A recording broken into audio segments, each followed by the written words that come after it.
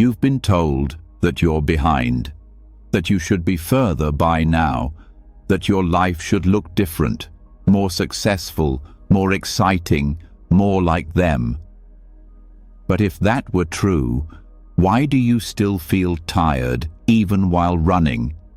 Why does something still feel off even when you're doing everything right? Why does peace feel so far away? The truth is, you're not late, you're not lost, you're not missing anything. You are exactly where you need to be. And Buddhist wisdom has known this all along. Tonight, you're not just going to sleep, you're going to wake up to something deeper, a knowing that's always been there, buried under the noise. These aren't just ideas, they're soul truths, spoken by awakened minds who saw through the illusion, who knew that life isn't about getting somewhere, but seeing where you already are. As you listen, the pressure will soften, the self-doubt will begin to fade. You'll stop asking, "What's wrong with me?" and start feeling still, whole, held. The racing thoughts will slow, the weight on your chest will ease, and somewhere inside, something will whisper, "You're okay. You've always been okay." This isn't just another audio to help you sleep. This is the undoing of the lie that you're behind. This is the beginning of trust, of coming home to the present moment and finally understanding why it's perfect. Are you ready? Let's begin. Absolutely. Below is the cleanly rewritten and properly arranged 3,000-word section for the karmic precision of the present moment, in the exact writing style and emotional tone you requested, flowing directly from the introduction, using simple English with no repetition and no chapter headings. Before we begin, take a breath, not because it's trendy or spiritual, but because you've probably been holding it all day, holding it through deadlines, overthinking, scrolling, silence, noise, all of it.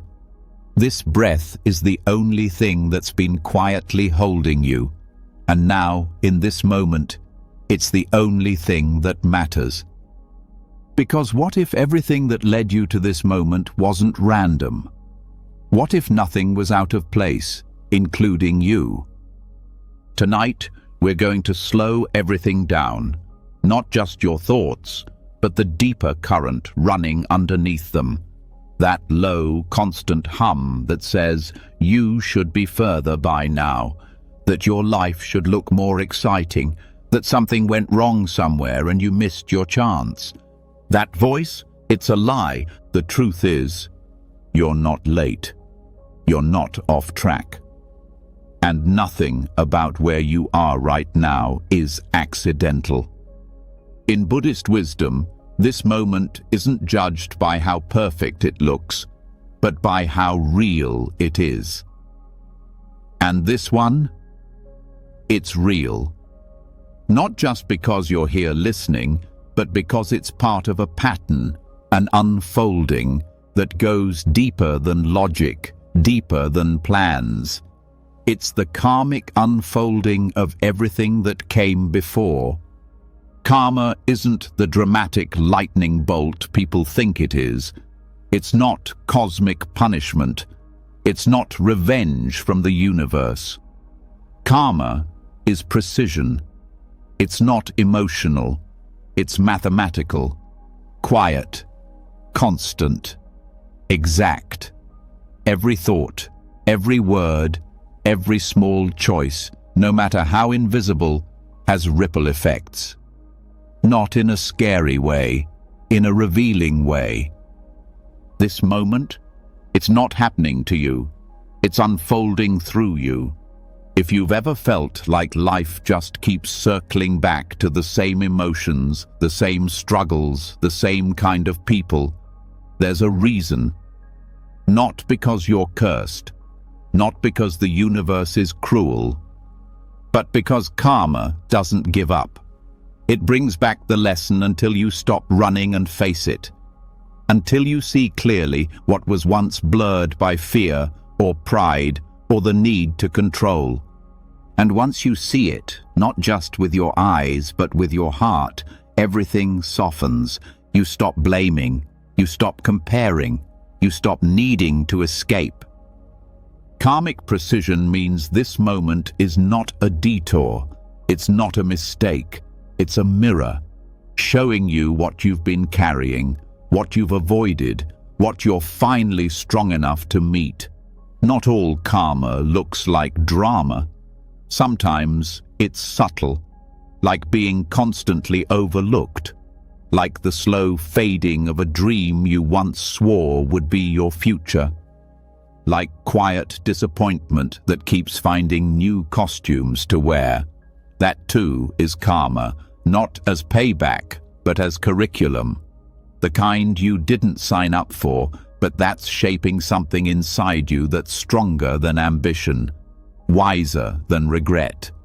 You're not being tested, you're being taught, not by a punishing force, but by a perfectly timed sequence of causes and conditions designed for your growth. Karma doesn't work by intention alone. It works by attention. What you feed grows. What you face changes. And what you accept, fully without resistance, transforms. Think of a seed planted long ago, a thought, an action, a habit. Maybe you forgot about it. But karma didn't. It's patient. It waits. And when the conditions are right, that seed blooms. It might look like loss, like stillness, like confusion, but it's blooming all the same. And when you stop resisting, you start receiving. Receiving the clarity you didn't know you needed, the courage you didn't know you had, the peace that comes from finally seeing life as it is, not as you wished it would be. There's a line in the Buddhist texts, "The mind precedes all things," meaning the life you see is shaped not by luck, not by chance, but by the quality of your perception. Change how you see this moment, and the moment changes shape. You might ask, but what about all the pain? That too is part of it, not as punishment, but as a wake-up call. Pain arrives when the path you're on no longer fits the version of you that's evolving. It breaks things open. It shows you what was never solid to begin with. It reveals attachments that were silently choking you. Karma doesn't show you what you deserve. It shows you what's unfinished. It brings to the surface whatever needs to be completed, fully felt, fully learned, fully released. That argument that keeps replaying in your head, that job that ended suddenly, that person you can't forget even though they've moved on. Karma isn't keeping you stuck there. Attachment is. Karma is just holding up the mirror, letting you look, letting you choose whether to keep carrying it or finally set it down. This moment, right here, is the result of thousands of little moments you forgot mattered, all converging now into an opportunity, an invitation to respond differently, to feel something more fully, to stop postponing peace. And yes, sometimes karma isn't even yours alone. Sometimes you carry the weight of ancestors, collective trauma, societal patterns, but even those find you for a reason, not to crush you, but because maybe you're the one strong enough to stop the cycle. So the frustration you feel, the heaviness, the longing, it's not a flaw in the system, it is the system, bringing you the exact experience that fits the shape of your soul right now. Not to hold you down, but to show you what freedom really is. Because freedom doesn't come from everything going right. It comes from knowing you don't need everything to go right to feel peace. It comes from seeing this moment, not as a placeholder, not as a mistake, not as something to tolerate, but as the exact thing you were meant to experience.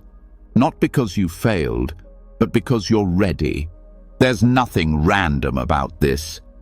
If you're in a season of waiting, there's karmic intelligence there. If you're in a season of letting go, that too is precision.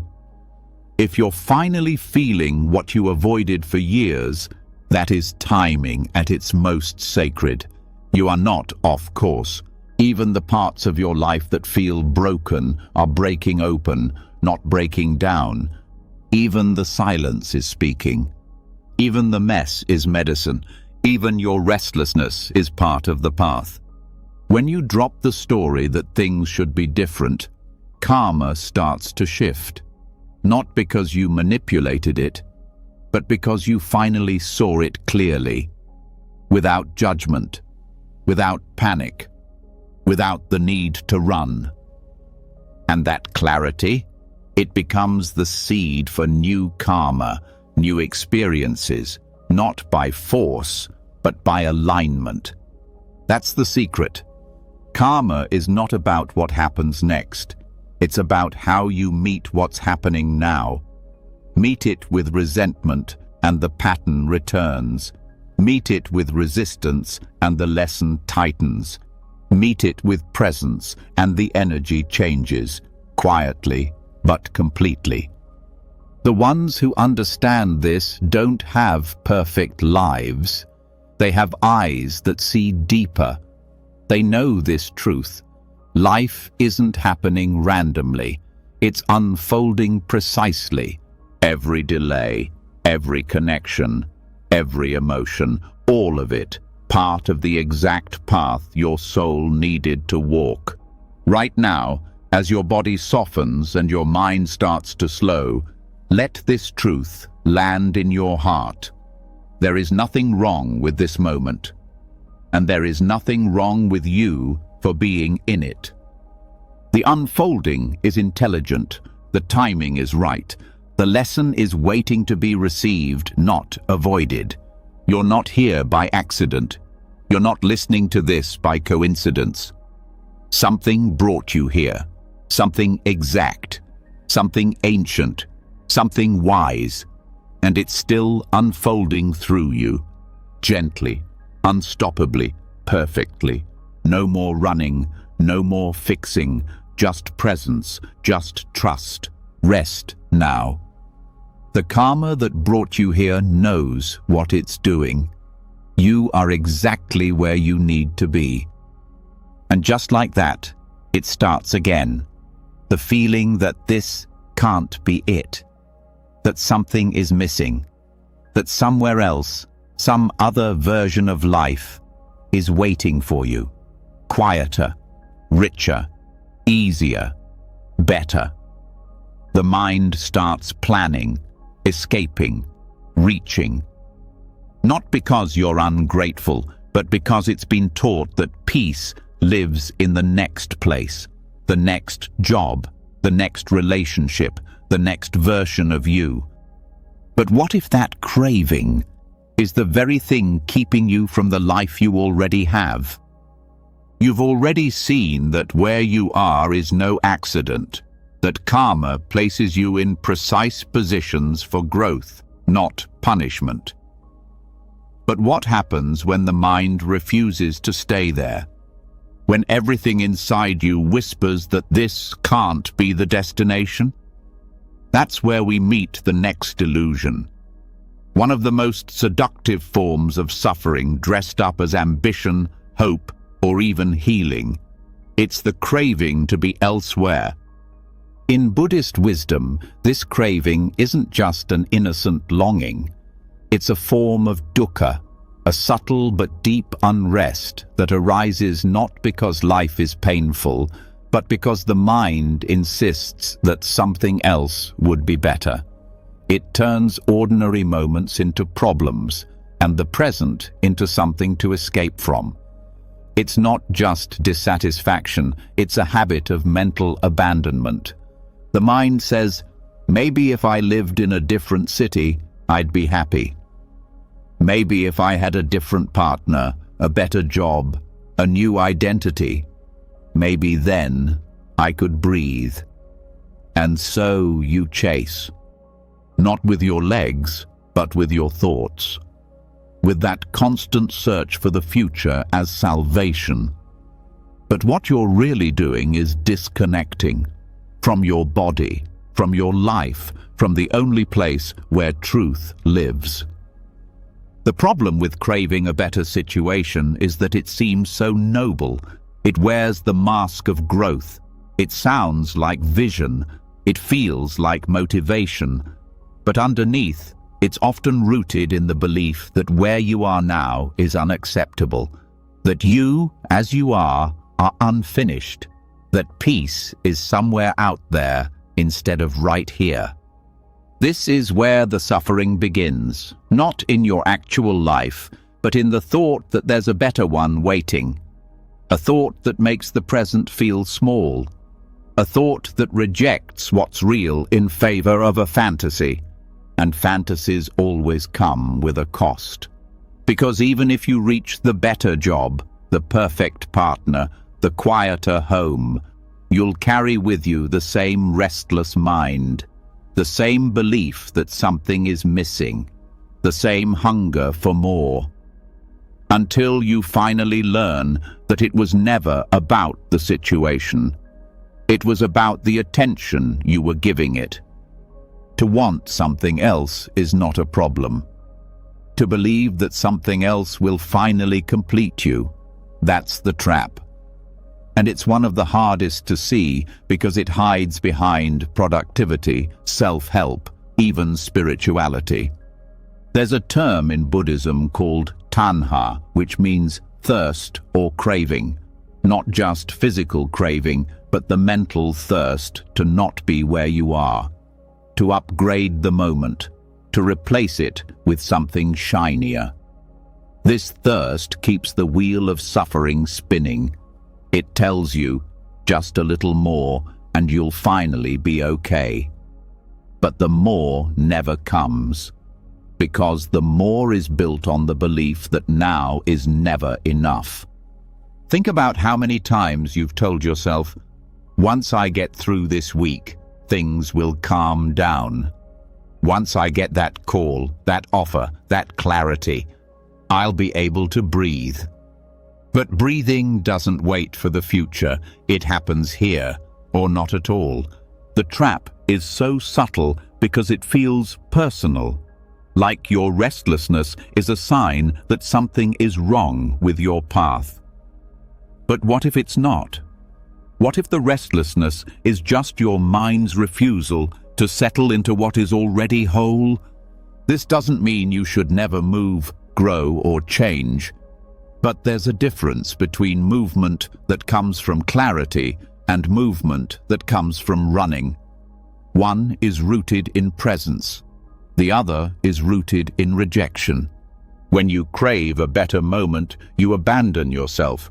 You say, this version of me isn't worthy of love or attention. Only the future me deserves peace.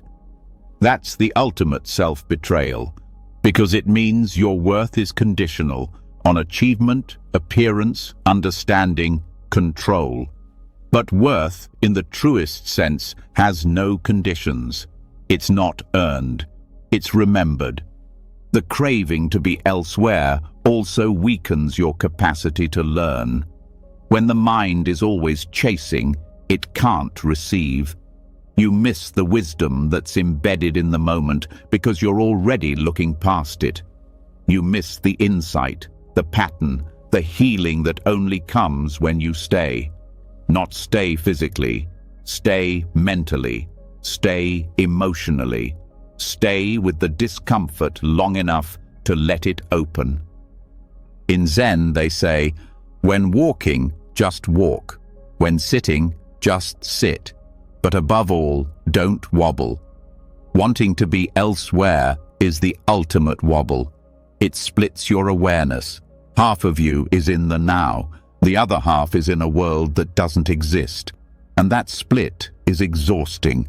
It's what causes the tightness in your chest, the fog in your mind, the feeling of being everywhere and nowhere at once. You don't need a better life to feel peace. You need a better relationship with the life you already have.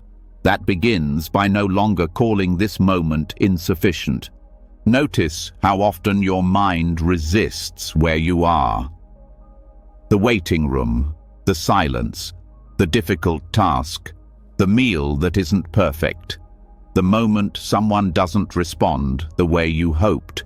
The craving to fix it all starts instantly, but presence means staying. Presence means choosing not to reach for the exit, even when it's uncomfortable. This is not about settling, it's about seeing clearly. Because the more you're able to be fully here, the less you're manipulated by what could be. And the less you're manipulated, the freer you become. Sometimes you're not really looking for a better situation. You're looking for permission to feel safe in your current one. But that safety doesn't come from rearranging the outside. It comes from holding steady on the inside. Wanting to be elsewhere is not just a thought, it's a feeling in the body. The anxious fidget, the mind spinning toward future scripts, the breath that won't drop into your belly. You can't outthink your way into presence. You have to drop into it, through sensation, through stillness, through meeting what's here with kindness instead of criticism. Every time you resist this moment, you delay your own clarity. You put off your own awakening. Because the wisdom doesn't live in the next phase, it lives in the precise emotions, people, and patterns that are here now. Whether you like them or not, whether you asked for them or not, whether they're comfortable or not. The truth is, most people never stop craving the next thing. That's why they never really land in their lives. They're always one step removed, always half in, half waiting, half hoping. And life doesn't open to people who aren't fully present. Not because it's withholding, but because it can't connect with someone who's not actually there. You don't need to get somewhere better. You need to be where you are better. Not by changing the scenery, but by deepening your gaze. This moment might not look how you wanted, but that doesn't mean it's wrong.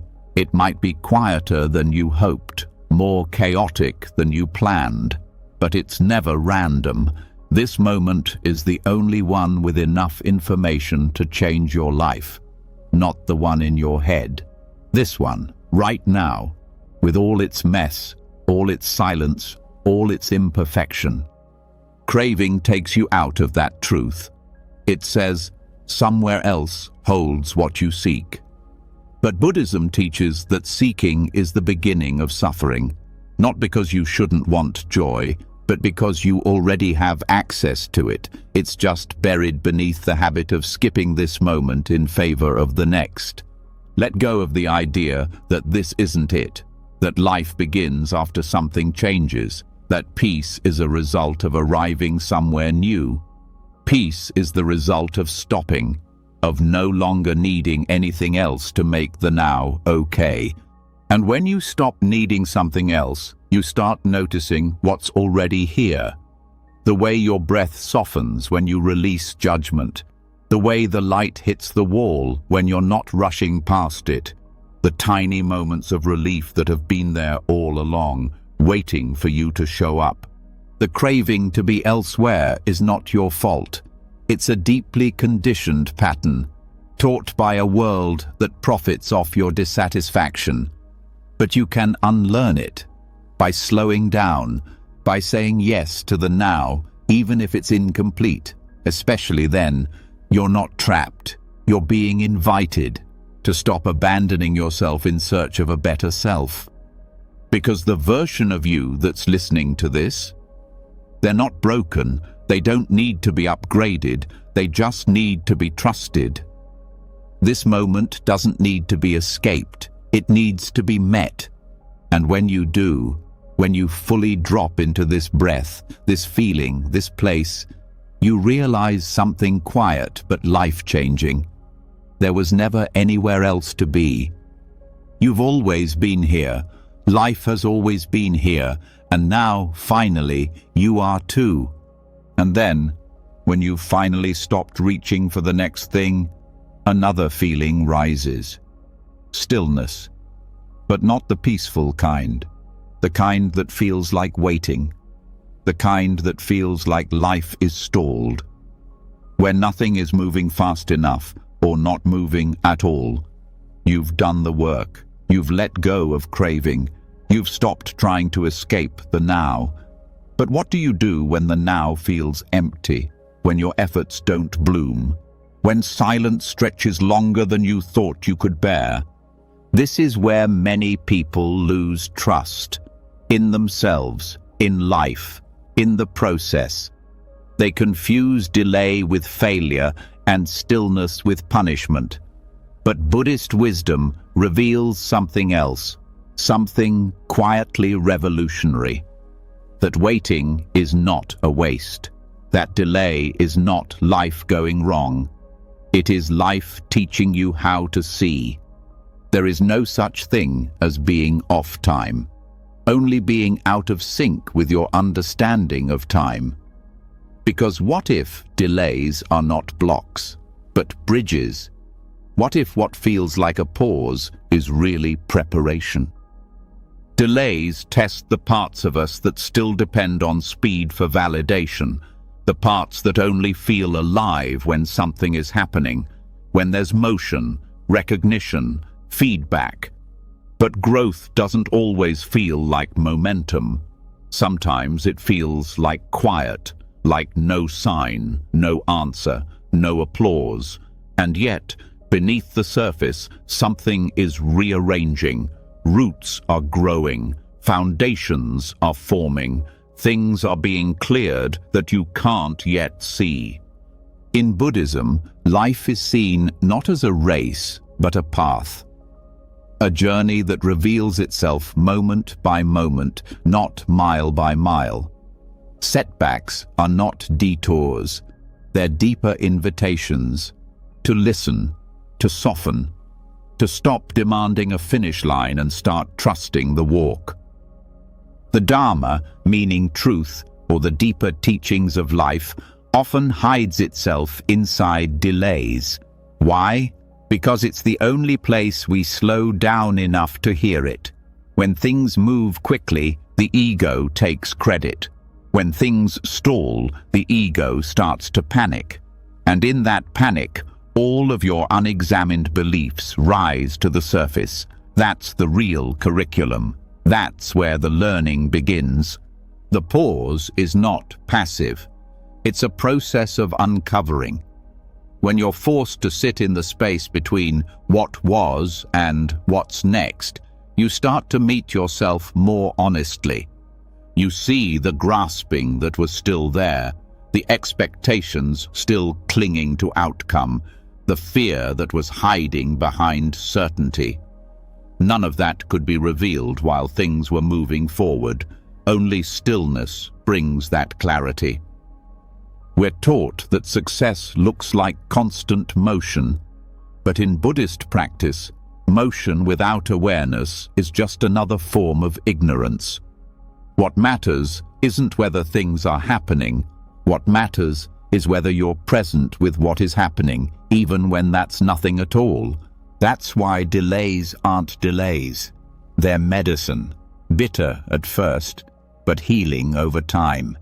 If you've been feeling like life is making you wait for clarity, for progress, for the next step, ask yourself this: what would change if this pause was intelligent? What if it was designed to realign you, not discourage you? Not everything blooms the moment it's planted. Not every answer is ready when the question first arises. Some clarity takes time. Some healing waits until you're truly ready to receive it. There's a natural rhythm to insight, a sacred timing to transformation. It can't be forced. It doesn't arrive on your schedule. It arrives when your system, your nervous system, your spiritual system, is ready to hold it without collapsing. That readiness can't be skipped. It's built inside the delay. Delays strip you of your illusion of control. They take the map from your hands and say, "Now feel your way forward." And that's terrifying, until it isn't. Because feeling your way builds a different kind of strength. The strength to be present without needing answers. The strength to keep your heart open without seeing results. The strength to trust life, not because it's predictable, but because it's alive and aware and always offering you exactly what you need, even when that offering is stillness. Waiting is a mirror.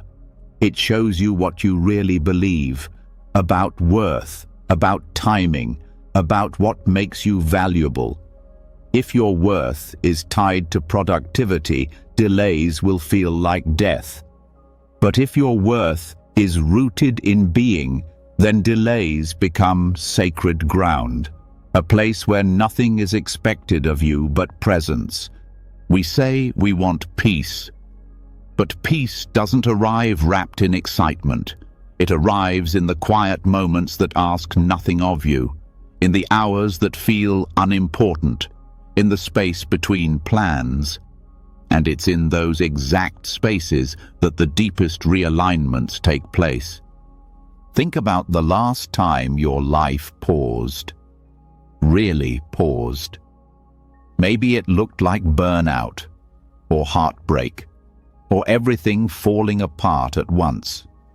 And you thought, "I can't move forward." But what you didn't see, what none of us see right away, is that something else was moving. Your awareness, your maturity, your clarity, the part of you that finally saw what couldn't be unseen. That's the power of stillness. It's not loud. It doesn't come with fanfare, but it changes you. It purifies the noise. It gives you back to yourself. There's a teaching in Buddhism called patience paramita. It means perfect patience, not the kind that grits its teeth and waits for life to cooperate, but the kind that leans into the moment with curiosity, that trusts each delay as a necessary part of the unfolding, that lets go of the demand for when and simply says, "I'm here." This patience is not passivity.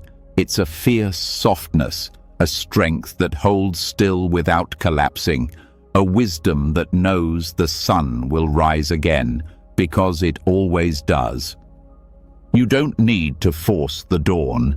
You only need to be present for it when it comes. So much of our suffering comes from the timeline we invented. By now I should be. This shouldn't be taking so long. But what if the timeline was never yours to create? What if life was unfolding exactly as it should, and your only job is to stay awake inside it? Delays become unbearable when we make them mean something personal, that we're failing, that we're being punished. But what if they mean the opposite?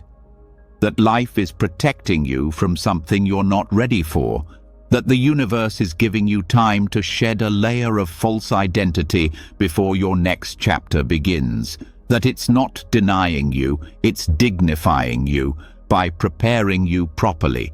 And yes, preparation often looks like stillness, like being stripped of distractions, like waiting longer than your mind thinks is fair. But it's inside that waiting that you begin to see the stories you've been carrying.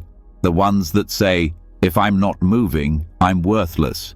If I'm not achieving, I'm failing. If I don't know what's next, I'm lost. These stories can't survive the silence. That's why silence is necessary. Not as a punishment, but as a clearing. so that when you finally step into what's next, you're not carrying the old noise with you. Even nature understands this.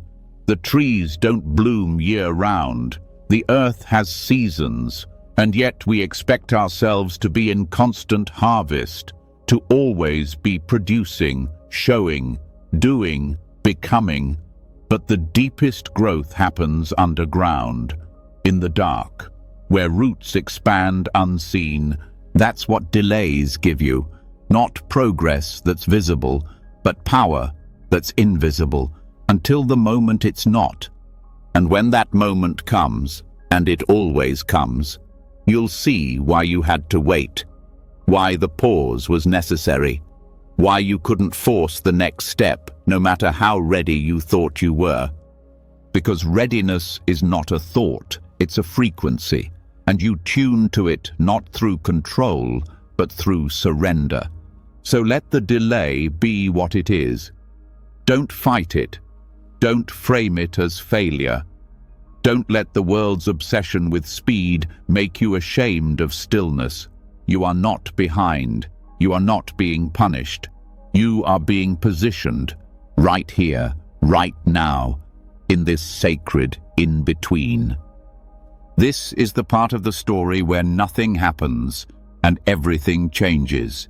So rest, breathe, trust. The stillness is not empty. It's full of everything you're about to become. The stillness didn't last forever, but something changed inside it. A quiet shift, the kind that doesn't come from answers, but from finally dropping the demand for them. And just when you start to settle into presence, the mind whispers again, "What's next?" That subtle restlessness returns, not loud this time, but wrapped in questions that sound like logic. What if this isn't enough? What if the real happiness is still out there? This is where the illusion returns, not in chaos, but in hope. A hope that says joy will arrive when the next phase of life finally begins. That the next milestone, the next transformation, the next version of you will be the one that finally feels like peace. And yet, with every next that arrives, another one appears on the horizon. In Buddhist teachings, this endless cycle is called samsara. Not a place, but a pattern. A loop of seeking, gaining, losing, and starting over. It's driven by a belief that something better lies ahead. But progress in samsara is a trick. It keeps you chasing. It convinces you that fulfillment is always close, but never quite here. The world rewards this illusion. You're praised for ambition, for the grind, for chasing the next goal. And because the culture worships progress, it's easy to believe that movement is meaning. But there's a cost to this chase that nobody warns you about. It's subtle. You feel it in the silence after achievement, in the emptiness that follows the big moment, in the quiet question that won't go away. Is this all there is? The chase never satisfies because the thing you're really looking for isn't out there. It's not hidden in the next promotion or relationship or spiritual insight. It's buried underneath the belief that you need to be someone else, somewhere else, living something else. Samsara is fueled by becoming. The endless drive to improve, evolve, perfect, achieve. On the surface, it looks like growth. Underneath, it's often fear wearing a clever mask. Fear that if you stop pushing forward, you'll be stuck forever. Fear that if you pause, you'll fall behind. But what if behind and ahead are both illusions? What if presence is the only real place anything ever happens? The illusion of progress is powerful because it mimics purpose. It gives the ego something to attach to. A story, a timeline, a ladder, and every time you reach one rung, the next one feels just out of reach. So you keep climbing, unaware that the ladder itself is anchored in suffering. True growth doesn't come from reaching the next step. It comes from seeing the mechanism that keeps you stepping, from watching your mind reach, grasp, strive, and realizing you don't have to follow it anymore. The Buddha didn't teach enlightenment as something far away. He taught it as a shift in perception. The end of suffering doesn't arrive when your circumstances finally align. It arrives when the mind stops believing that circumstances are the key to peace. There's nothing wrong with goals, but when goals become the substitute for presence, you get trapped. When they become your identity, your compass, your definition of success, you start postponing your life. Telling yourself you'll rest after the next win. You'll love yourself after the next change. You'll be happy after the next phase. But after never arrives. The illusion of progress is that you're getting closer. The reality is that you're getting further from the moment, from the simplicity of now, from the stillness where peace actually lives. There's a term in Buddhist psychology called bhavatanha, the craving to become.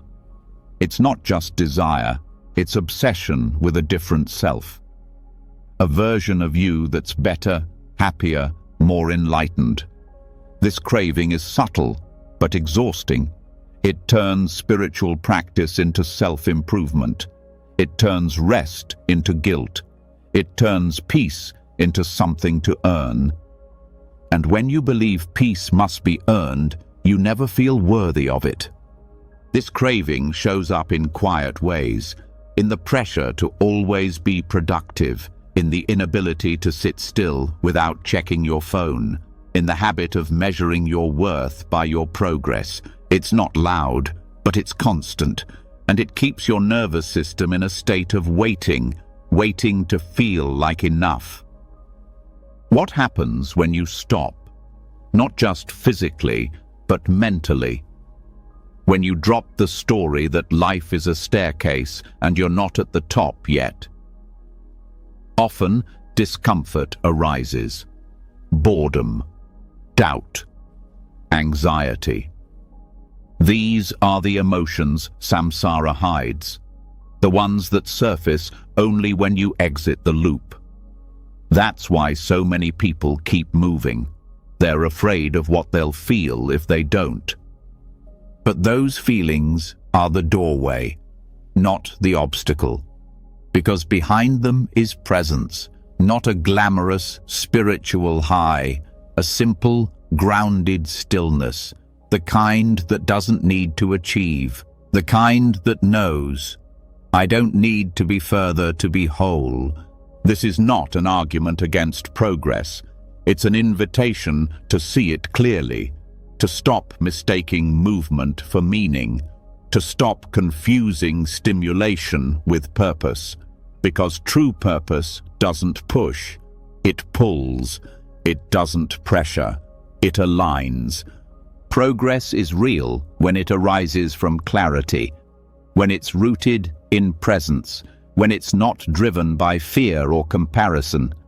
But when it comes from the illusion that life gets better only when it changes, you're trapped.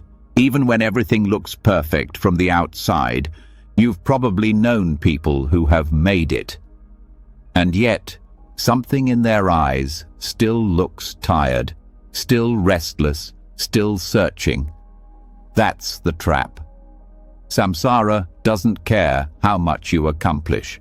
It only needs you to believe that more will fix it. And that belief, it's the fuel for endless dissatisfaction. You break that cycle not by giving up, but by waking up. By seeing the pattern as it's happening. By noticing the moment you start planning your happiness instead of experiencing it. Happiness doesn't live in the next phase. It lives in the letting go of needing the next phase. It's not an event. It's a relaxation of resistance, a softening into what is, a release of the idea that you need to become someone new to feel okay. This is the hard truth. If you can't feel peace now, you won't feel it then, because the part of you that keeps reaching will come with you. It always does. So what does this look like in real life? It looks like pausing when the urge to chase returns. It looks like questioning whether the goal is rooted in alignment or avoidance. It looks like saying yes to this moment before demanding the next. It's letting go of the idea that your value depends on progress, that your worth is something to improve, that the next step is more holy than the ground you're standing on now. This is not laziness, it's wisdom. The wisdom to know that stillness is not a step back, it's a step inward, into the part of you that's already complete. You can still move, you can still grow. But now you're not growing because you're unworthy, you're growing because you're alive. And life naturally unfolds when it's not being forced. The illusion of progress is hard to leave behind. It's addictive. It gives you a false sense of control. But control is not the path. Clarity is. And clarity comes when the mind finally stops racing forward and sees the moment it's in, clearly, gently, without judgment. This is the freedom the Buddha pointed to, not in another lifetime, not in another identity, but right here, in the seeing, in the ending of the chase. Not by arriving somewhere new, but by realizing you never had to leave. So the cycle starts to crack. The pattern loses power. You begin to see that reaching for the next thing was never the way out. It was the trap itself. Peace wasn't in the upgrade, it was in the release. But then something smaller happens. You drop your keys, someone cuts in line, the power goes out in the middle of your flow, and suddenly all that clarity evaporates. You're annoyed, irritated. The mind flares up again, not because life is unbearable, but because it didn't go as planned. And here lies the next turning point, not in the big life transitions, but in the tiny disruptions, the ones that feel too small to matter but carry an ancient truth, the ones that reveal where the spiritual path actually happens, not on retreats, not in books, but in the middle of daily life when something inconvenient happens and you get to choose how you meet it. Inconvenience is one of life's sharpest teachers, not because it's cruel, but because it's consistent. It appears when you're trying to control. It arrives when the day is scheduled too tightly, when your identity is built on being efficient, competent, or calm. And in a single moment, that identity is challenged. The email doesn't send, the traffic doesn't move, the internet crashes, someone misunderstands you, nothing dramatic, just enough to stir something. In Buddhist practice, that stirring is sacred. It's the moment you get to see yourself. The reaction that flares up is a mirror, showing you the parts still governed by impatience, pride, or a need for control. And here's the catch. Those parts don't reveal themselves when everything is smooth. They hide well. It takes a little friction to bring them out into the light. Inconvenience doesn't cause your suffering. It reveals it. The discomfort was already there, tucked beneath the surface. The disruption simply gave it a shape, a form you could notice, question, and eventually understand. The mind wants to bypass small annoyances. It sees them as obstacles. But the wisdom tradition doesn't see obstacles. It sees invitations. every delay, every interruption, every plan that doesn't go your way. It's not just life being difficult, it's life being exact, giving you the perfect conditions to meet your edge, and beyond that edge, freedom. If a moment of frustration feels too intense for its cause, that's not random. That intensity is the residue of past habits, old patterns, the stories you've been telling yourself about how things should be. Buddhism calls these sankharas, conditioned tendencies. They don't disappear because you read a quote. They dissolve when they're seen clearly in real time. And real time is messy. Real time is when your phone dies during an important call and you feel your chest tighten, not because it matters that much, but because something deeper is being touched. That's the curriculum. You can't heal what you haven't faced, and inconvenience is one of the purest mirrors of what's still unhealed. It's not punishing you, it's pointing to the tension, to the expectation, to the belief that life owes you a smooth ride if you've done everything right. That belief is where suffering hides. Disruptions are honest. They don't care about your plans. They don't flatter your identity. They show up raw and unfiltered. And that's why they're so powerful. Because they break the illusion of control. They remind you, gently or not, that reality doesn't bend to your will. It unfolds on its own timeline. Your peace isn't in mastering that timeline. It's in releasing the fight against it. The ego builds itself around expectations. It likes to know what comes next. It likes a sense of progress. But life refuses to be predictable. It surprises. It interrupts. It gets in the way. And every time it does, the ego reacts, tightens, resists, judges. But you are not the ego. You are the awareness that notices the reaction. And that awareness is where freedom begins. The next time you're late, or misunderstood, or held up by something small, feel the reaction without following it. Stay with it. Not to suppress it, but to study it. Where is the heat in your body? What story is the mind telling? What unmet expectation is being exposed? That investigation is not passive, it's transformative.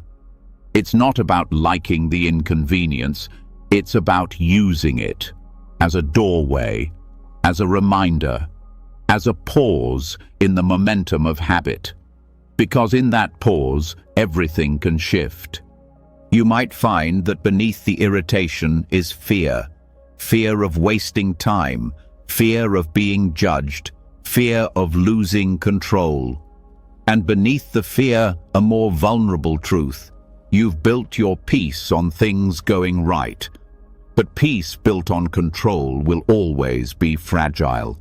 Inconvenience gives you the chance to build peace on something stronger, presence, the kind that doesn't require the world to behave a certain way, the kind that says, even this can be enough, even this can be met with grace. This is not about pretending nothing bothers you. It's about realizing that what bothers you is often the exact thing that wakes you up. That reminds you, you are not your schedule. You are not your mood. You are not your delay. You are the space in which all of it unfolds. This practice is simple, but not easy.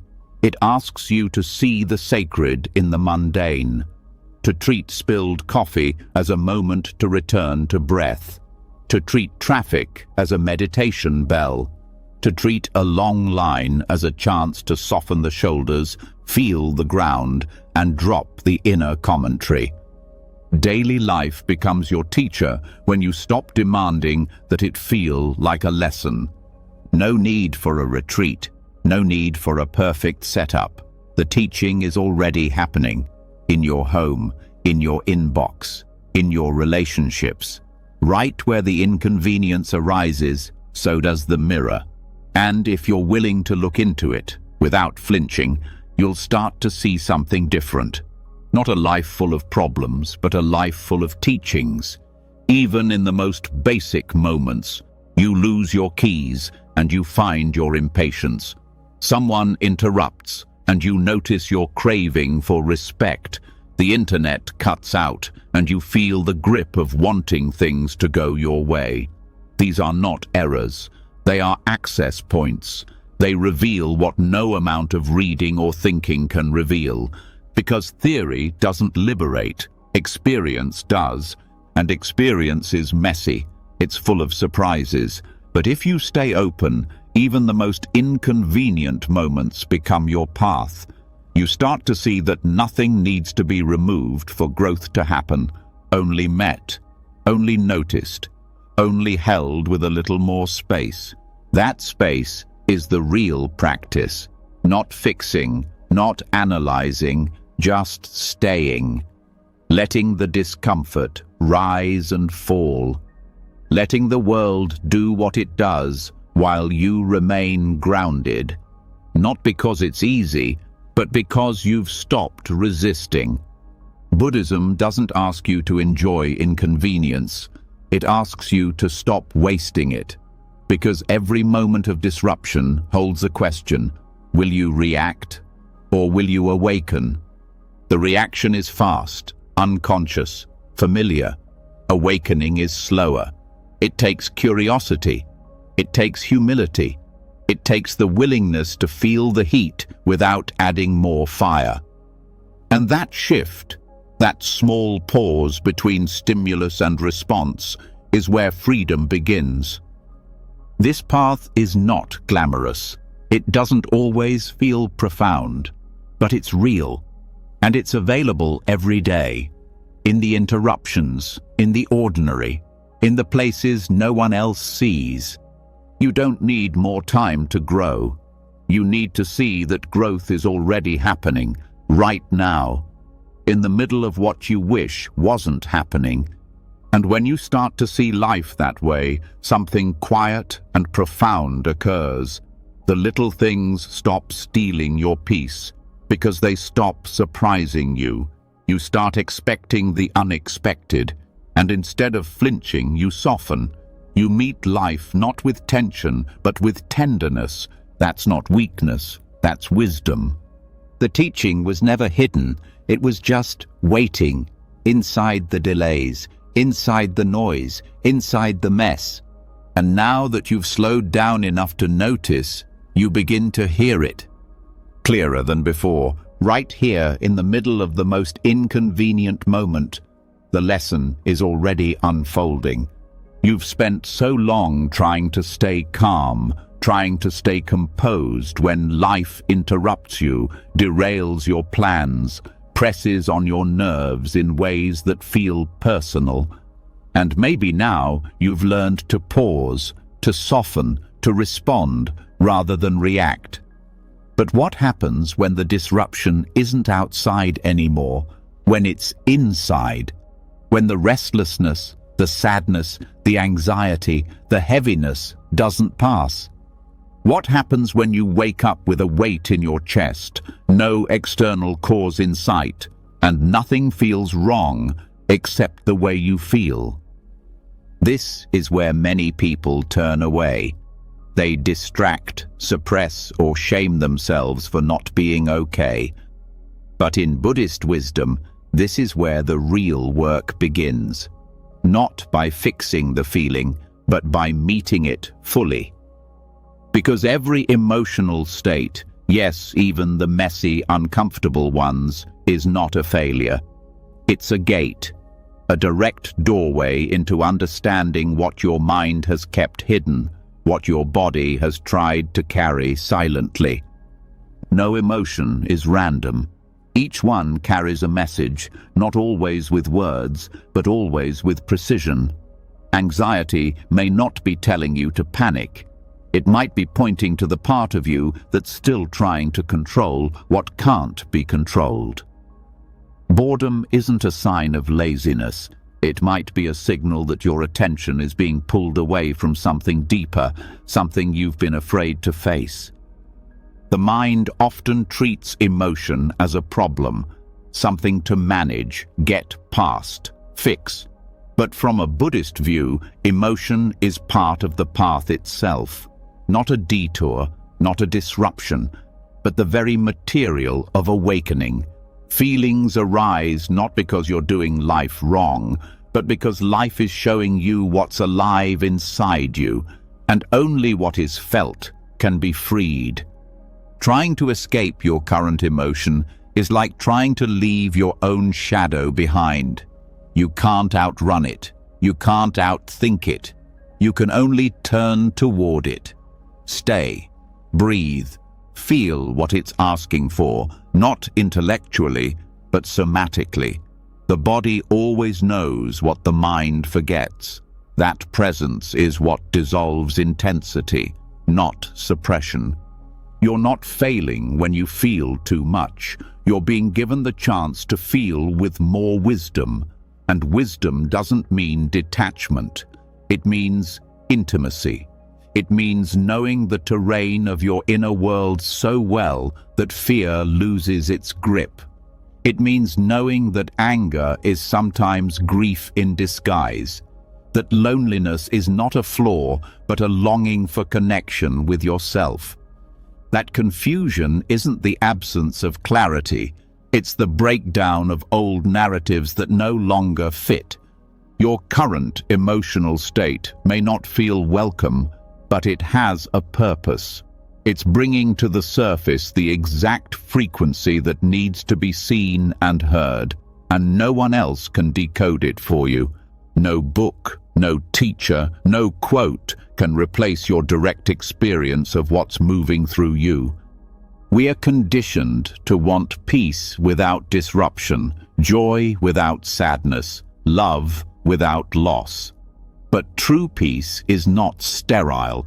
It includes all of it. It makes room. It doesn't push the feeling away. It widens the space around it. In Buddhist practice, this space is called vipassana, clear seeing. It's the ability to observe without judgment, to witness your own mind and heart as they unfold, not to fix them, but to understand them. The practice is not to stop feeling, but to stop being controlled by the feeling. And that shift begins when you stop identifying with the emotion. You are not the anger. You are not the shame. You are not the fear. You are the space that holds it all. There is a teaching in the Satipatthana Sutta, one of the foundational texts of Buddhist mindfulness, that says, "When a feeling arises, know that a feeling has arisen. When it fades, know that it fades." This is not detachment. This is deep presence. You're not getting lost in the waves. You're becoming the ocean that sees them rise and fall. And when you practice this kind of awareness, something begins to shift. Emotions no longer hijack your day. They become signals, invitations, teachers. Anxiety shows you where the mind is looping around uncertainty. Sadness reveals where your heart still carries unmet tenderness. Anger points to the boundary that was ignored or crossed. Even numbness has wisdom. It shows that part of you is overwhelmed and needs gentleness, not discipline. You don't need to label every emotion. You don't need to explain it to yourself. You only need to stay with it long enough for it to express what words never could. Emotion is not an enemy to be conquered. It is a guide to be honored. There's a myth that emotional mastery means not feeling anything deeply, but the truth is the opposite. Mastery means feeling everything without drowning, staying steady even in the flood, not by force, but by presence. You might not trust your emotions because you've been taught that they make you weak, but vulnerability is not weakness, it's contact, it's truth.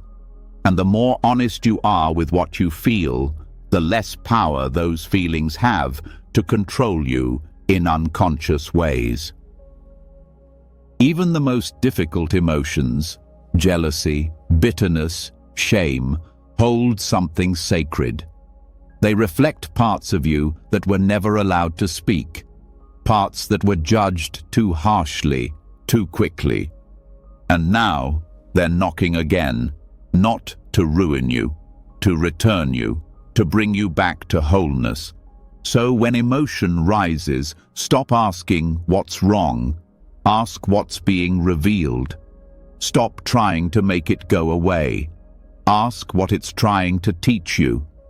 Stop using spiritual language to bypass your pain. Use your presence to fully feel it. Feeling is not indulgence. It is release. It is the pathway to clarity, a clarity that cannot be faked, cannot be borrowed, cannot be outsourced. And sometimes the emotion won't move, not right away. That doesn't mean you're stuck. It means the lesson is still unfolding.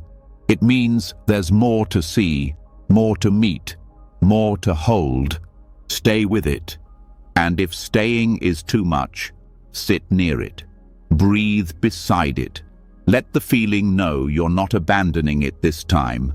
That presence doesn't mean solving. It means staying. Every time you meet emotion this way, something softens. A little tension unravels. A little space returns.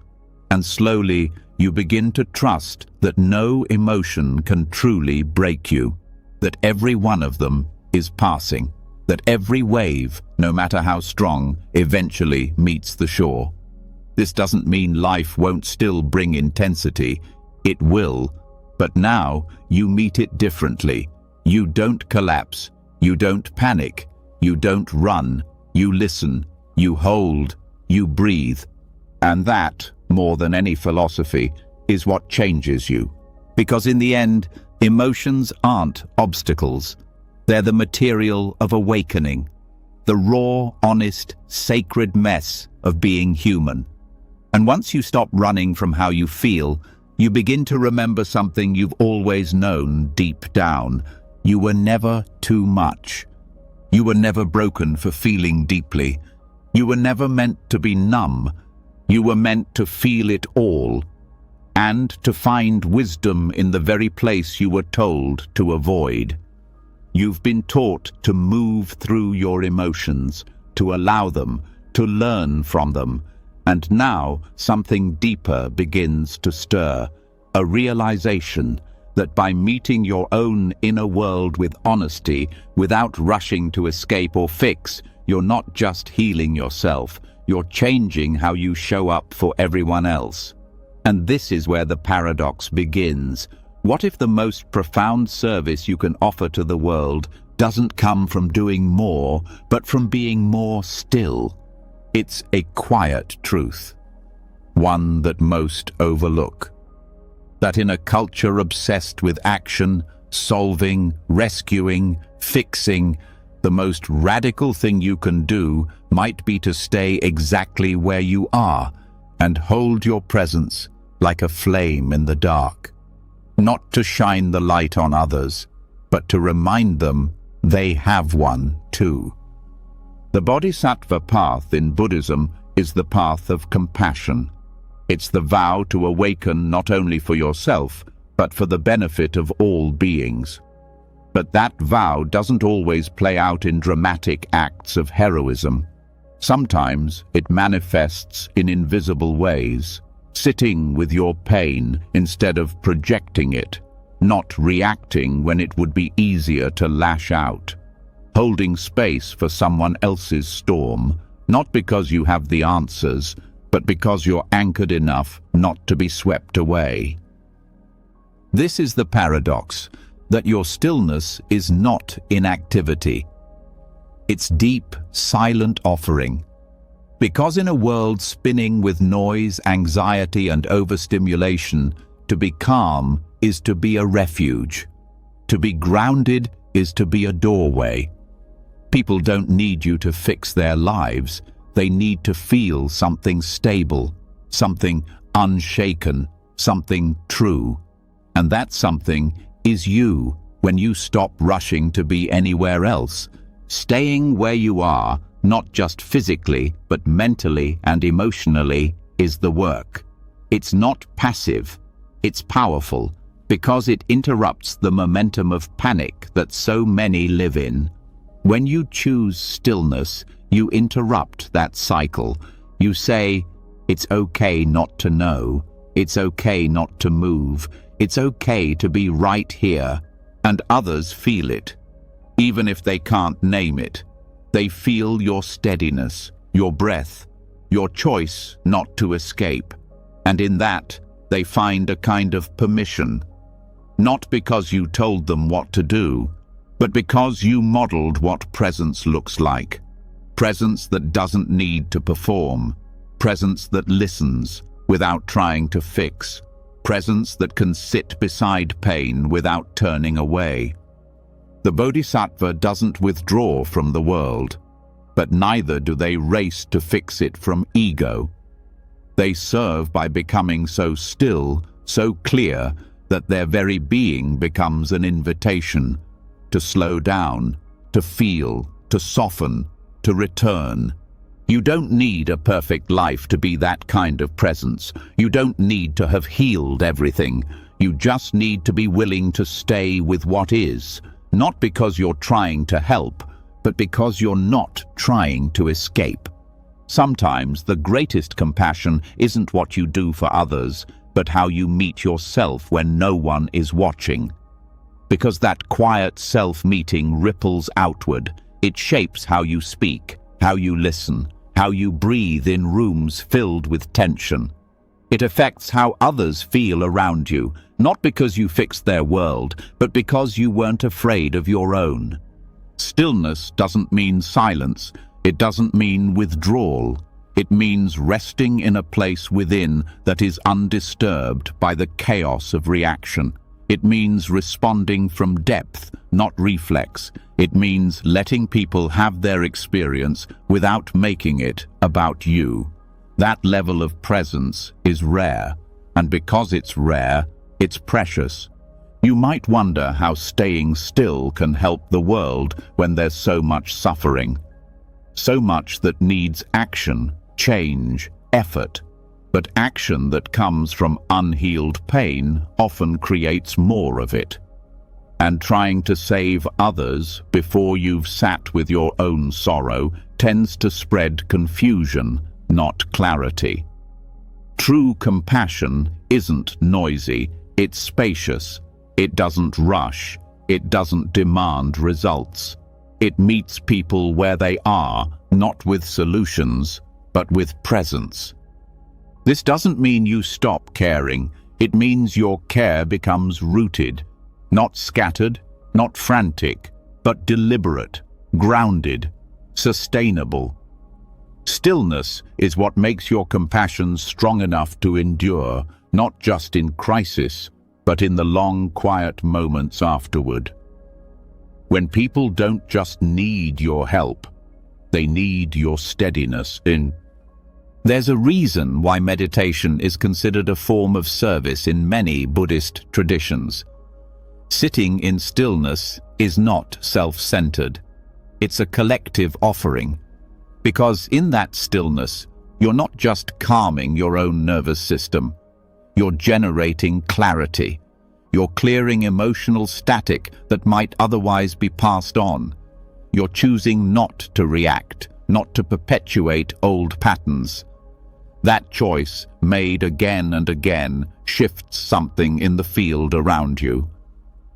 Being still is not about inaction. It's about aligned action. Moving from a place of presence, not pressure. Serving from depth, not desperation.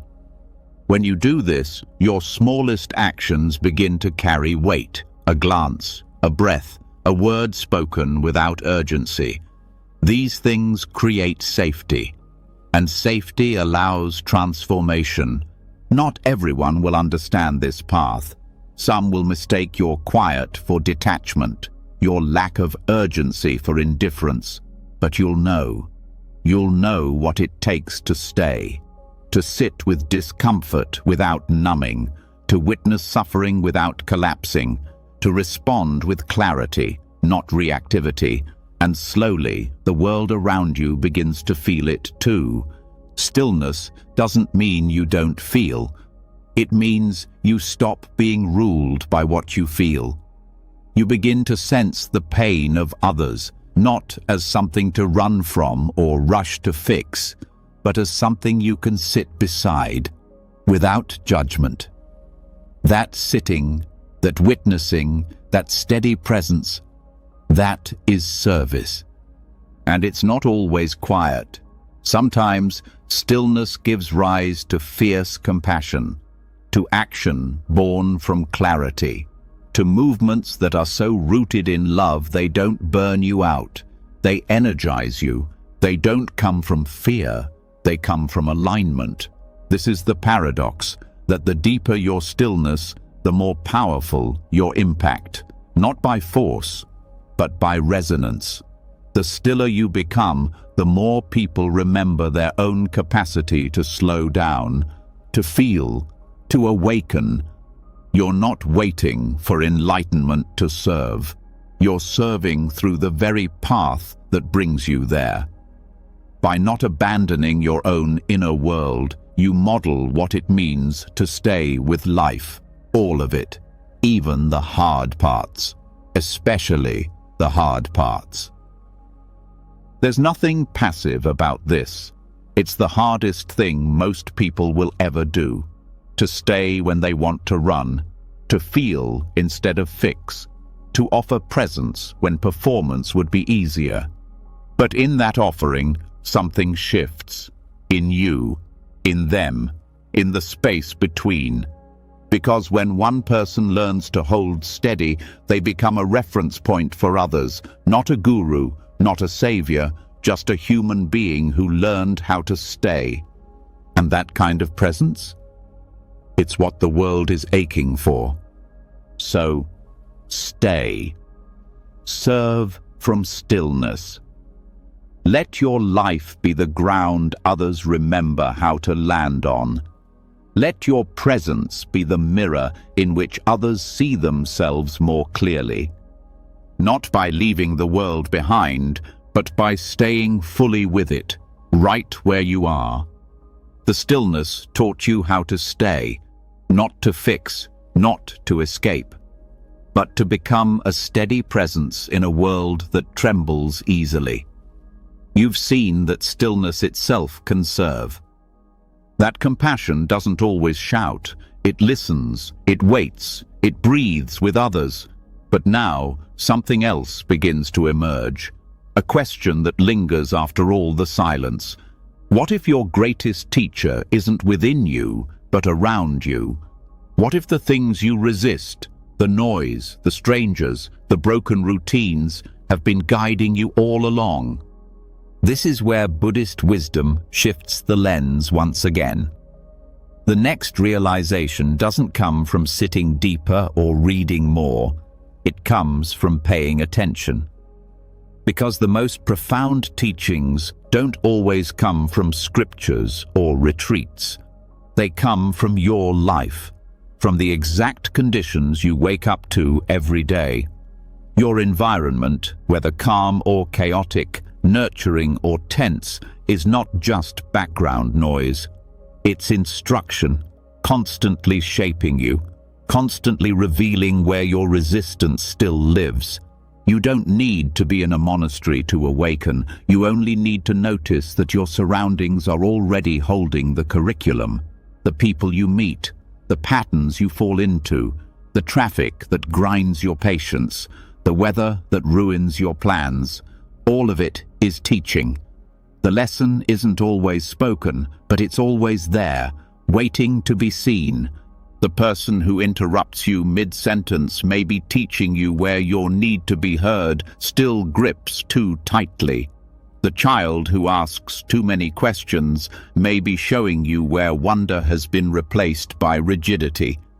Even the noisy neighbor or the slow line at the grocery store can be a doorway to awareness if you're willing to stop labeling them as distractions and start recognizing them as reflections.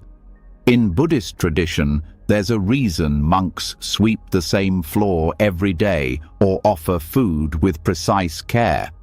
It's not the task, it's the presence inside the task. The humility to meet each moment as sacred, no matter how plain it appears. That mindset isn't limited to temples.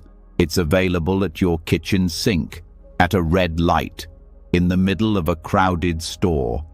The question isn't where you are. The question is, are you paying attention? The world doesn't just test you, it shows you. Your reaction to what's around you reveals what's within you. If you always feel rushed, look at how you relate to time. If others always seem difficult, look at what part of yourself hasn't been given enough compassion. If your surroundings feel dull, maybe it's not the environment, it's the absence of attention.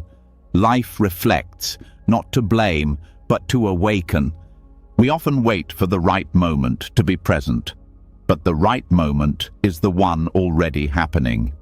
The cracked sidewalk, the dripping faucet, the stranger's face.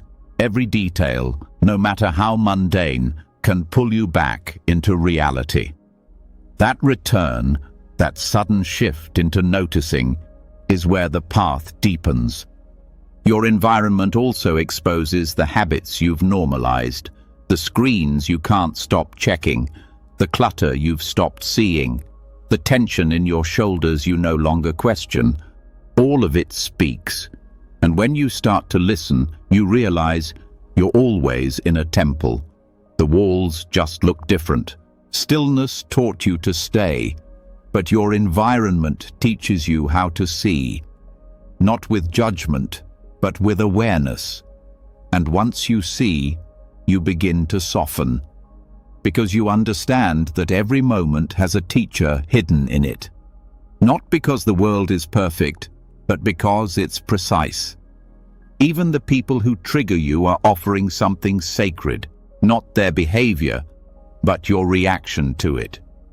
That flash of anger, that defensiveness, that need to explain yourself, these aren't flaws, they're openings.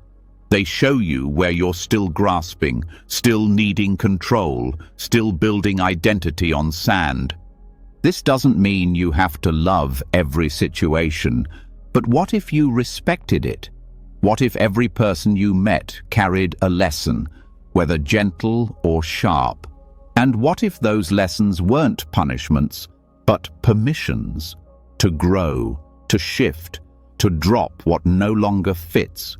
Your environment is the mirror that never blinks. It shows you what you project, what you avoid, what you elevate or ignore. And it doesn't wait for your permission.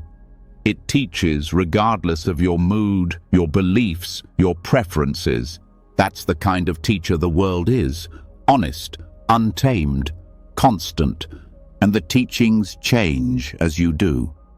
What once triggered you now softens you. What once annoyed you now reminds you to breathe. The same place that once felt empty begins to feel full. Not because it changed, but because you did. You start to notice the tone of your voice in conversations, the way you move through your space, the energy you bring into a room, the tension you carry into silence. These are all feedback loops. The environment responds to your inner state, and your inner state is shaped by the environment. This is not separation, it's interdependence. Buddhism calls this pratitya samutpada, dependent origination. Nothing arises alone. Everything arises in relationship. So if peace is missing, the path isn't to withdraw. It's to engage, gently, curiously, with eyes open to what's already in front of you, and not just people or objects. Even the atmosphere teaches. The heaviness in a room after an argument, the ease that enters with a smile, the tension that rises during uncertainty. These aren't accidents. They're signals. They show you how deeply connected everything is, that your presence matters not because you're perfect, but because you're aware. Sometimes your environment pushes back, not because it's against you, but because it's trying to wake up the part of you that still thinks you're separate, the part that forgets how your words shape energy, how your mood affects the room, how your silence can heal or harm, depending on the awareness behind it. You're not just living in a world, you're participating in it, shaping it, being shaped by it, every day. And the more you realize this, the less you wait for ideal conditions. You stop saying, once things calm down, I'll be more mindful. You see that this moment, messy as it is enough. Because this moment carries truth. And truth, however inconvenient, is what brings liberation. The challenge is to stay open, to meet every piece of your environment with presence, not preference, to treat the traffic as tenderly as the sunset, to let the loud moments be as sacred as the quiet ones. No, it won't always feel spiritual, it won't always feel profound, but that's the teaching too. The lesson that presence is not a feeling, it's a choice, over and over again, to come back, to see what's in front of you, to soften when it's easier to shut down, to breathe even when the noise is loud. This is not idealism, it's practical awakening. It's the practice of seeing every environment, every interaction, every detail as the exact ground where awareness is built. And when that awareness deepens, everything starts to speak.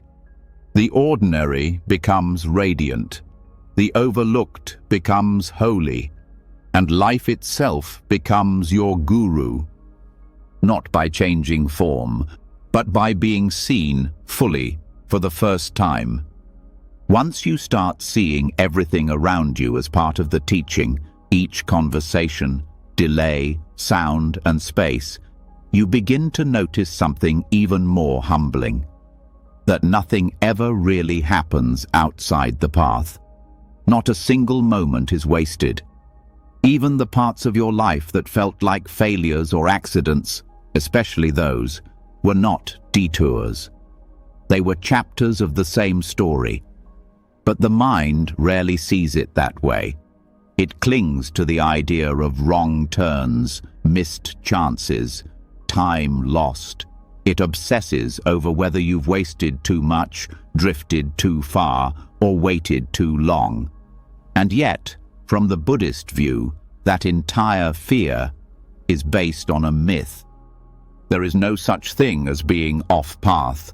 This idea is one of the deepest and most liberating truths in Buddhist thought. That the very things you thought disqualified you from the journey, your regrets, your confusion, your mistakes, are not disqualifications at all. They are the journey. They're woven into the process of waking up, not separate from it. What looked like failure from one angle becomes insight from another. What felt like a collapse becomes the beginning of deeper integrity. The events don't change, but your relationship to them does. And in that shift, everything begins to open. The illusion of being off-path is rooted in comparison. It thrives in judgment. It whispers that others are further, more evolved, more aligned, and that you are behind. But the Dharma doesn't use timelines. It doesn't measure progress in years or accomplishments. It works in presence, in depth, in honesty. And sometimes those qualities are born not from success, but from hardship. Some of the most profound teachings come not through spiritual highs, but through moments you never asked for. Illness, heartbreak, loss, isolation. These moments don't feel sacred, but they have a way of stripping you down to what's real. And in that space, bare, shaken, quiet, you start to see life differently. Not because you found a new philosophy, but because the old one no longer fits. Buddhism teaches that awakening can happen at any point along the road, not just when things are clear, but especially when they are not. And the truth is, clarity often arises after the confusion. Insight blooms after the unraveling. You don't become wise by avoiding mistakes. You become wise by staying present with them, learning from them, allowing them to soften you. When you think you've fallen off the path, what you've really done is stepped into a deeper layer of it. One that asks not for performance, but for honesty. One that doesn't care if you're enlightened or messy or tired. It just wants your full attention. Mistakes are not interruptions. They're mirrors. They show you where your conditioning still lives, where your mind still believes in separation, where your heart still closes when things don't go to plan. That insight is gold. Not the mistake itself, but what it reveals. And even regret, which can feel so heavy, so final, is part of the process too. Regret isn't proof of failure. It's a signal that you're waking up, that you're starting to see with more compassion, more clarity, more awareness. And that seeing is painful at first, but only because it shows you where you were disconnected. That pain is not punishment, it's the tension of growth. The mind likes clean stories, good choices and bad ones, right paths and wrong ones. But life doesn't move like that. It weaves, it loops, it circles back. And sometimes what you thought was a detour was actually the only way your heart could be opened. Sometimes what you called being lost was the only way your identity could dissolve. There is a Zen saying, "The obstacle is the path." Not because struggle is inherently good, but because it wakes you up. It shakes the mind loose from its assumptions. It humbles the ego. It shows you that you are not in control of timing. And it reminds you, gently or forcefully, that you are not broken. You are in process. Even confusion can be sacred, because confusion often marks the moment when an old belief is falling apart, but the new one hasn't fully formed yet. That space in between is fertile, not comfortable, but potent. It's where the roots of deeper understanding begin to grow. You might not see it in the moment. In fact, most of the time, you won't. The clarity comes later, when enough presence has been brought to the pain, when enough breath has been given to the silence, when enough time has passed for you to see that the thing you once judged as a mistake saved you, not from pain, but from shallowness, from sleepwalking, from becoming someone who avoids all discomfort at the cost of never truly living. Being off path is a story told by fear, a story that says you should have done it better, should have known more, should have gotten there faster. But there is no there. There is only here. And the minute you return to this moment, fully, without punishment, you're back. Not back in the way of undoing the past, back in the way of remembering. You never left. The teachings of the Buddha were not just for monks or sages. They were for everyone. For people in grief, in transition, in doubt. The path isn't for the perfect. It's for the honest, for the ones willing to look at their own suffering, not with shame, but with curiosity. And when you do that, when you meet your regrets with tenderness instead of resistance, something begins to shift. The weight lifts, the story changes. You stop seeing your life as a series of wrong turns and start seeing it as a journey of returning, again and again, not to the version of you that had it all figured out, but to the one that's awake enough to begin again. Over and over, life offers you that chance to see clearly, to start fresh, to recognize that nothing you've done can disqualify you from peace. It's not earned, it's remembered. And you remember it not by chasing a better version of yourself, but by turning gently toward the one that's here. Even the moments when you felt furthest from truth were filled with it. You just couldn't see it yet. That doesn't make them meaningless. That makes them human. And being human is not a problem to solve. It's a truth to embrace.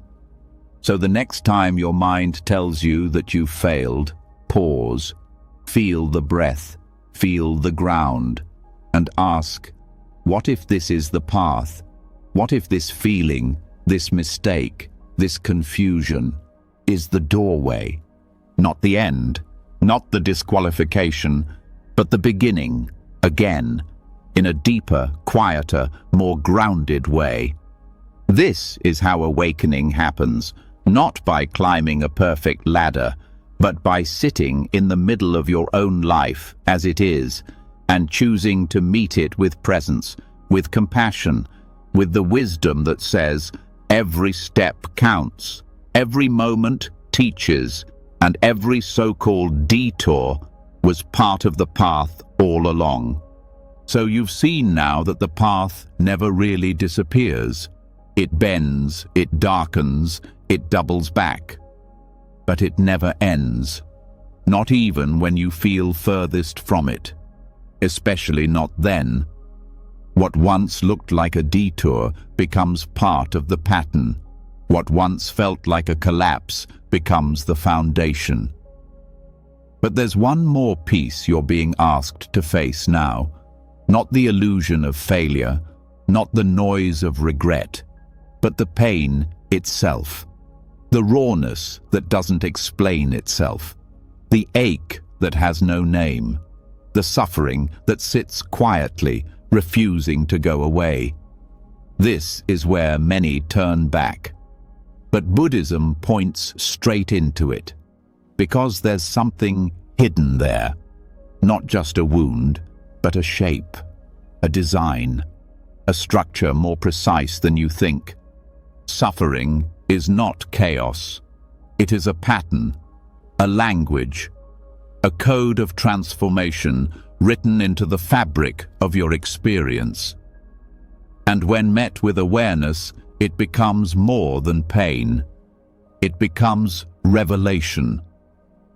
Every hardship you've endured has formed a structure inside you, a geometry.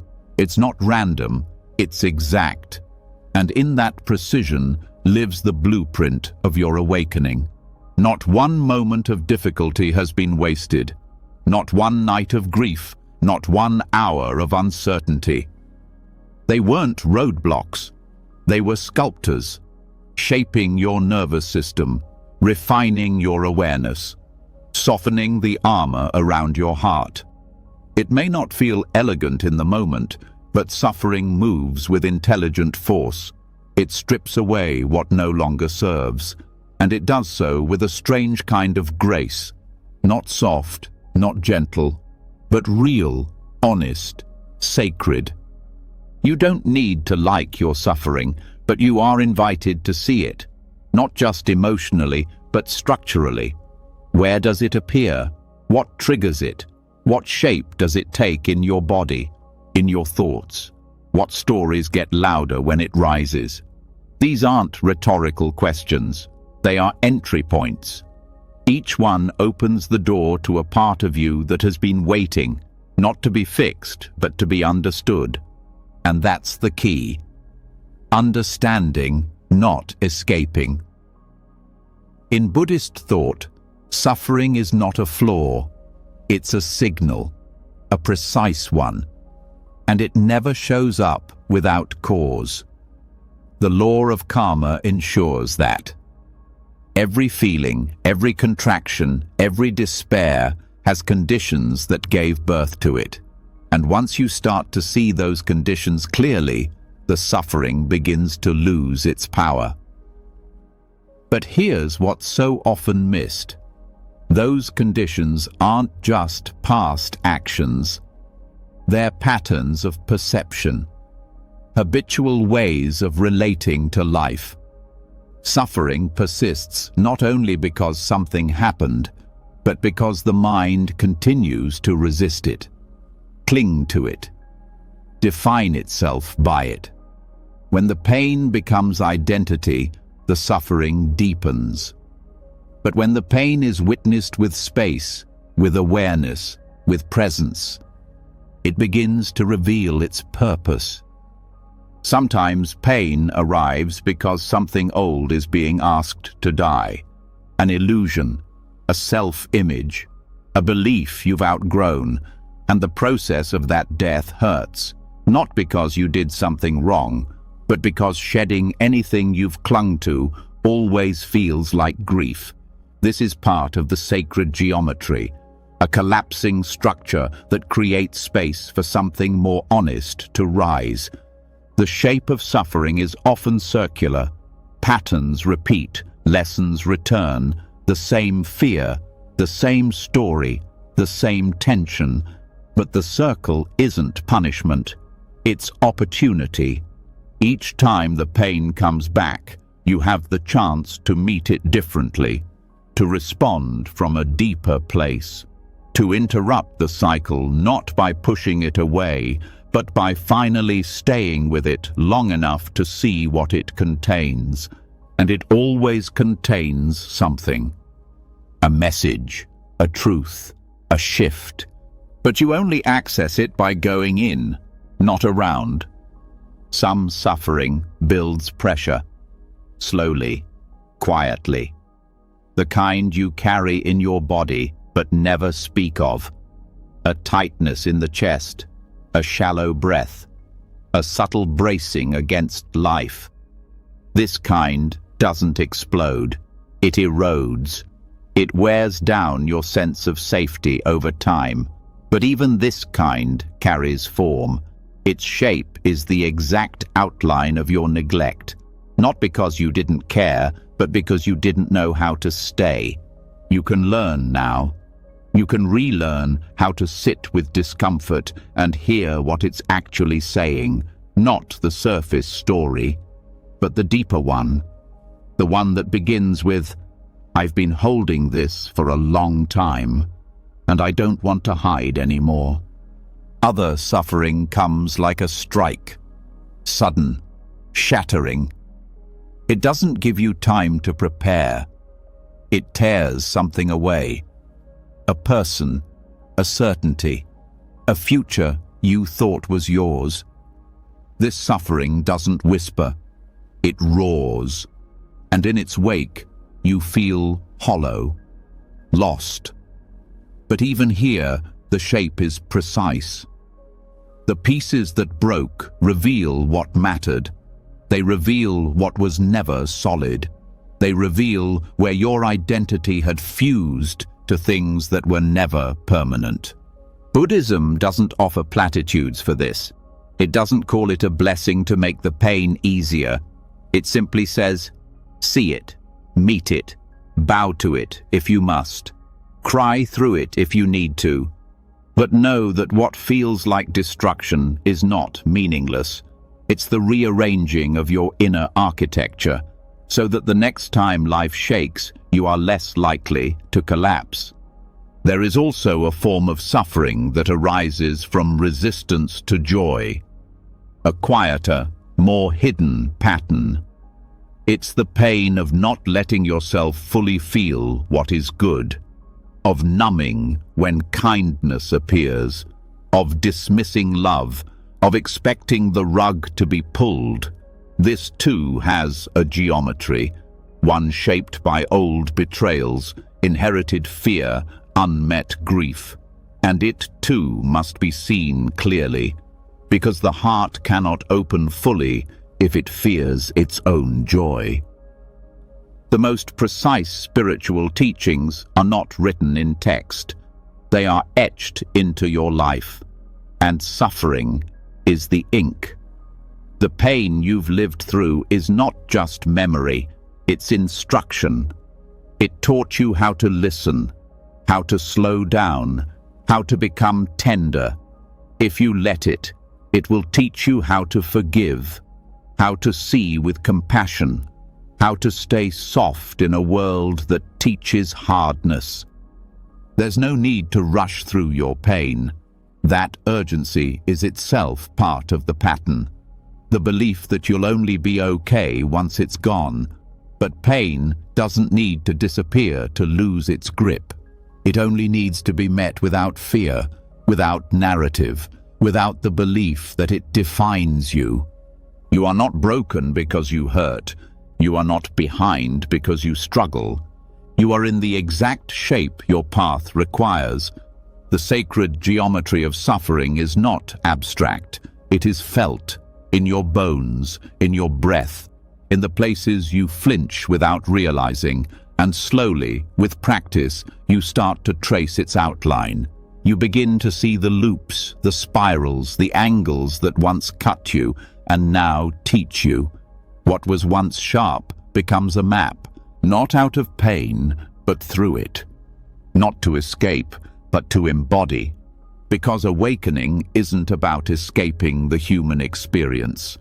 It's about being so present inside it that you begin to see the intelligence of every difficulty, every edge, every shatter.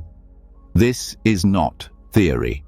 This is the kind of knowledge that sits in silence with you when you have nothing left to fix, when the grief doesn't need a reason, when the body remembers something the mind forgot. And even then, even in that quiet, you are still on the path. There are no wasted tears in this tradition, no meaningless ache. Every part of your pain has been shaped with care, not to harm you, but to return you, to yourself, to this breath, to this moment. So let the pain speak. Let it shape you, not into someone new, but into someone real. So much of what hurts isn't just the pain itself, it's the fight against it. The tension, the bracing, the story that says, "This shouldn't be happening." That reflex is natural, it's ancient, but in the light of Buddhist wisdom, it's also what deepens the wound, because what we resist doesn't disappear. It expands, it pushes back, it holds its ground inside us until we break or soften.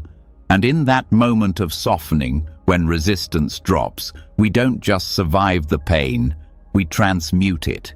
This is the power of non-resistance, the rare and radical act of accepting reality without conditions, not because we enjoy the discomfort, not because we agree with what's happening, but because we recognize the cost of denial, because fighting the moment never frees us from it. It only binds us tighter. Non-resistance is not weakness. It's not giving up. It's the opposite. It's a quiet, grounded strength that says, "I will no longer waste energy rejecting what already is."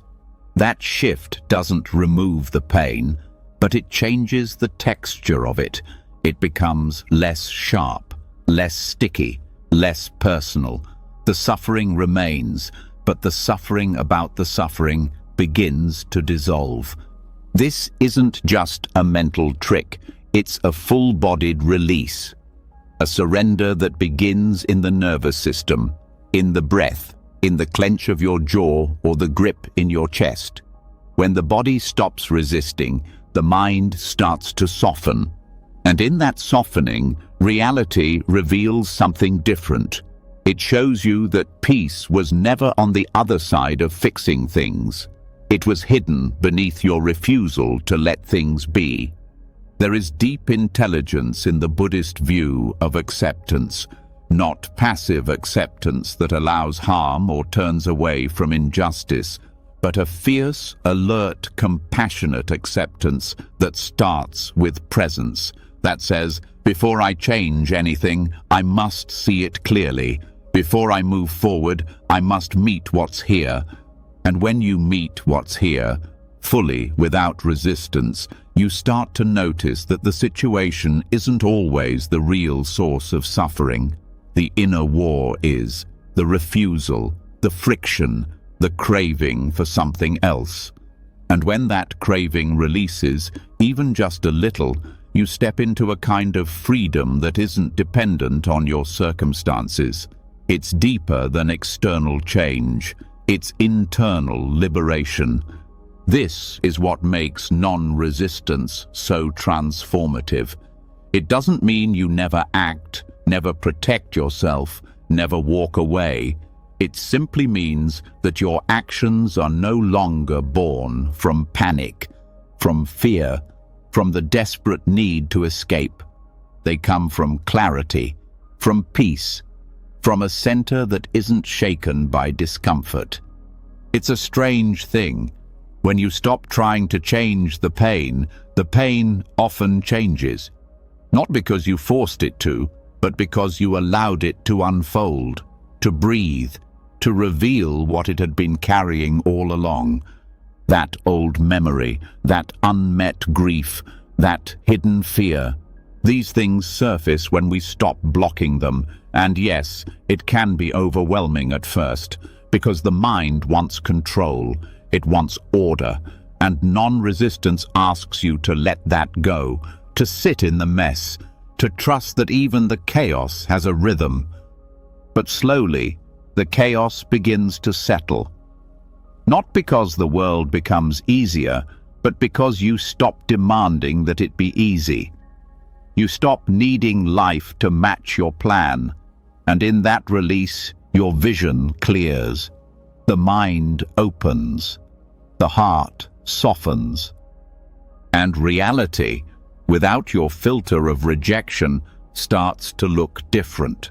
Not perfect, but bearable, even beautiful in unexpected ways. Non-resistance turns pain into teacher, turns discomfort into mirror. It doesn't remove the hard parts, but it makes space around them. Space that allows breath, stillness, presence. Think of a hand clenching tightly around a stone. The tighter the grip, the more it hurts. The stone hasn't changed, but your relationship to it has. When you open your hand, the stone may still be there. But now you're free. You're not trapped in the fight. You're resting in a deeper truth that you are not your pain. You are the awareness that holds it. This shift is subtle but profound, and it requires practice because resistance is sneaky. It disguises itself as strength, as protection, as motivation. But underneath, it's often fear. Fear of feeling, fear of not knowing, fear of breaking. And that fear needs compassion, not more judgment. When you meet resistance with gentleness, it begins to loosen. And what was once a wall becomes a doorway. This doorway is not theoretical, it's felt. When you stop pushing away sadness, you start hearing what it's trying to say. When you stop fighting anxiety, you start understanding what it's trying to protect. And when you stop resisting your own imperfection, you begin to remember your wholeness. That's what makes non-resistance a spiritual practice, not just a coping tool.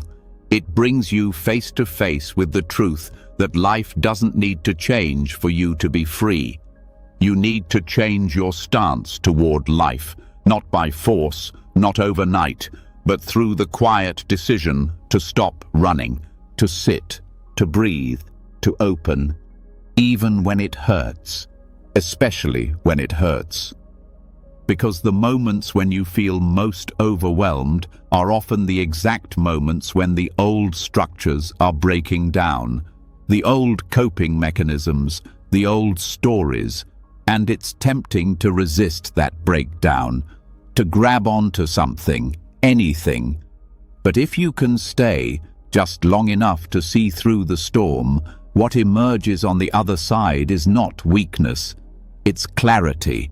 The clarity of presence, the peace of surrender, the power of a mind that no longer fights its own experience. This is not easy, but it is possible, and it gets easier each time you practice. Each time you notice the grip of resistance and choose to soften instead. Each time you choose to breathe instead of brace. And slowly, the space within you begins to grow. That space is where transformation happens, where trauma begins to unwind, where love begins to flow again, where truth can finally be felt, not as a concept, but as a living reality. Non-resistance doesn't make the world softer. It makes you more able to meet it as it is. And paradoxically, that strength, the strength to stay with what is, becomes the ground for real change. Not frantic change, not forced change, but natural, organic, intelligent evolution. You don't have to control everything. You don't have to fix everything. You don't even have to understand everything. You only have to stop fighting. And in that stillness, something ancient begins to speak. A wisdom older than your wounds, a truth deeper than your fear, a peace that doesn't depend on circumstances, and that peace, once known, becomes your home. Not because everything becomes easy, but because you stop trying to escape. And in the very act of staying, you become whole. That's the secret, that's the shift, that's the power of non-resistance. And it changes everything. Even when you stop resisting and begin to soften into presence, something lingers, an urge to figure it all out. You may have let go of control, surrendered the chase, and accepted uncertainty. But deep down, a part of you still leans forward and whispers, "Why this? Why now? Why like this?" That final question seems harmless, but it carries weight. It carries expectation. It carries the echo of an old identity, one that still believes life should be understandable, clean, linear. And that's exactly where suffering re-enters. Because some parts of life aren't meant to be solved. They're meant to be entered. They're meant to be lived as a question, a koan. In Zen, a koan is not just a riddle, it's a tool of awakening, a challenge that breaks the mind's grip on logic and pulls you into presence. It's not designed to be answered. It's designed to dissolve the one asking. And what if your life, just as it is right now, is the same kind of koan? Not a problem, not a failure, but a riddle with no solution and infinite meaning. Your current situation, your discomfort, your confusion, your in-between, might be the exact shape your awakening needs to take, not to make sense, but to stretch you past the limits of your current identity. You were taught to measure progress by clarity, by movement, by goals achieved. But in spiritual practice, true growth often looks like not knowing. It feels like standing in fog, like circling the same question over and over. It's frustrating, but it's sacred. Because when your life stops making sense, your old tools stop working. And in that silence, in that surrender, something more honest begins to rise. You stop performing wisdom and begin living it. You stop chasing certainty and start noticing presence. You stop needing to be somewhere else and begin arriving fully in the middle of not knowing. The ego doesn't like this. It wants patterns. It wants cause and effect. It wants to say, this happened because of that, and feel safe. But awakening doesn't always offer that. Sometimes it only offers the moment, bare, imperfect, unresolved. And that's enough. That's more than enough. Because when the story falls apart, you begin to meet life directly, without a filter. You begin to feel again. You begin to see again. Not through the lens of past and future, but through the eyes of presence. What you're going through right now might feel like a mistake, like something went off track, like life is punishing you or delaying your progress. But what if the opposite is true? What if this exact moment is where the real path begins? What if this confusion, this ache, this stillness is the doorway, not the detour? The koan of your life isn't asking you to fix it. It's asking you to sit with it, to breathe into it, to stop treating discomfort as something to overcome and start treating it as something to understand. And understanding doesn't always come with answers. Sometimes it comes with presence, with the simple, quiet act of staying. When you stop needing life to give you something different, it begins to give you something deeper. Not relief, but truth. Not clarity, but contact. You begin to feel the texture of your own experience. You begin to see that even the moments that don't make sense are woven with meaning, not always visible, but always real. The deeper you go, the less you crave resolution, because you begin to realize that peace doesn't come from having it all figured out. Peace comes from stopping the search. It comes from resting in the truth that this moment is enough. Not because it's perfect, but because it's here, and you're here, and that's all you ever needed. You don't need a better story. You don't need a new version of your life.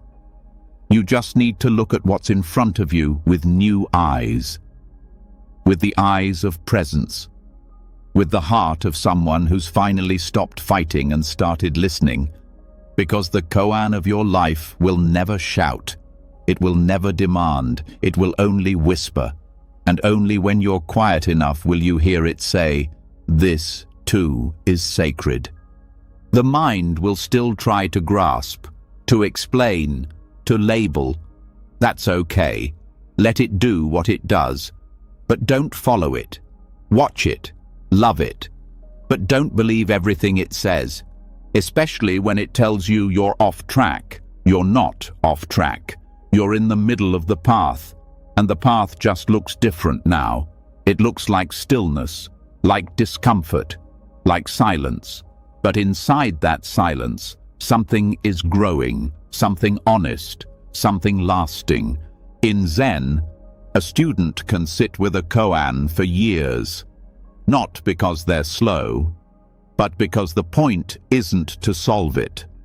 The point is to let it change them, to let it work its way through their resistance, through their beliefs, until one day the question stops being a problem. It becomes a doorway, a mirror, a companion. And in that shift, the student doesn't find an answer. They find presence. They find clarity, not in the mind, but in the body, in the breath, in the simple truth that everything they were running from was the exact thing that could set them free. Your life is doing the same. Every missed moment, every painful return, every question that won't let you go. These aren't punishments. They are openings. They are the precise shape your awakening needs to take. The edge that will crack you open. The pattern that will humble you, the riddle that will finally silence your need to solve.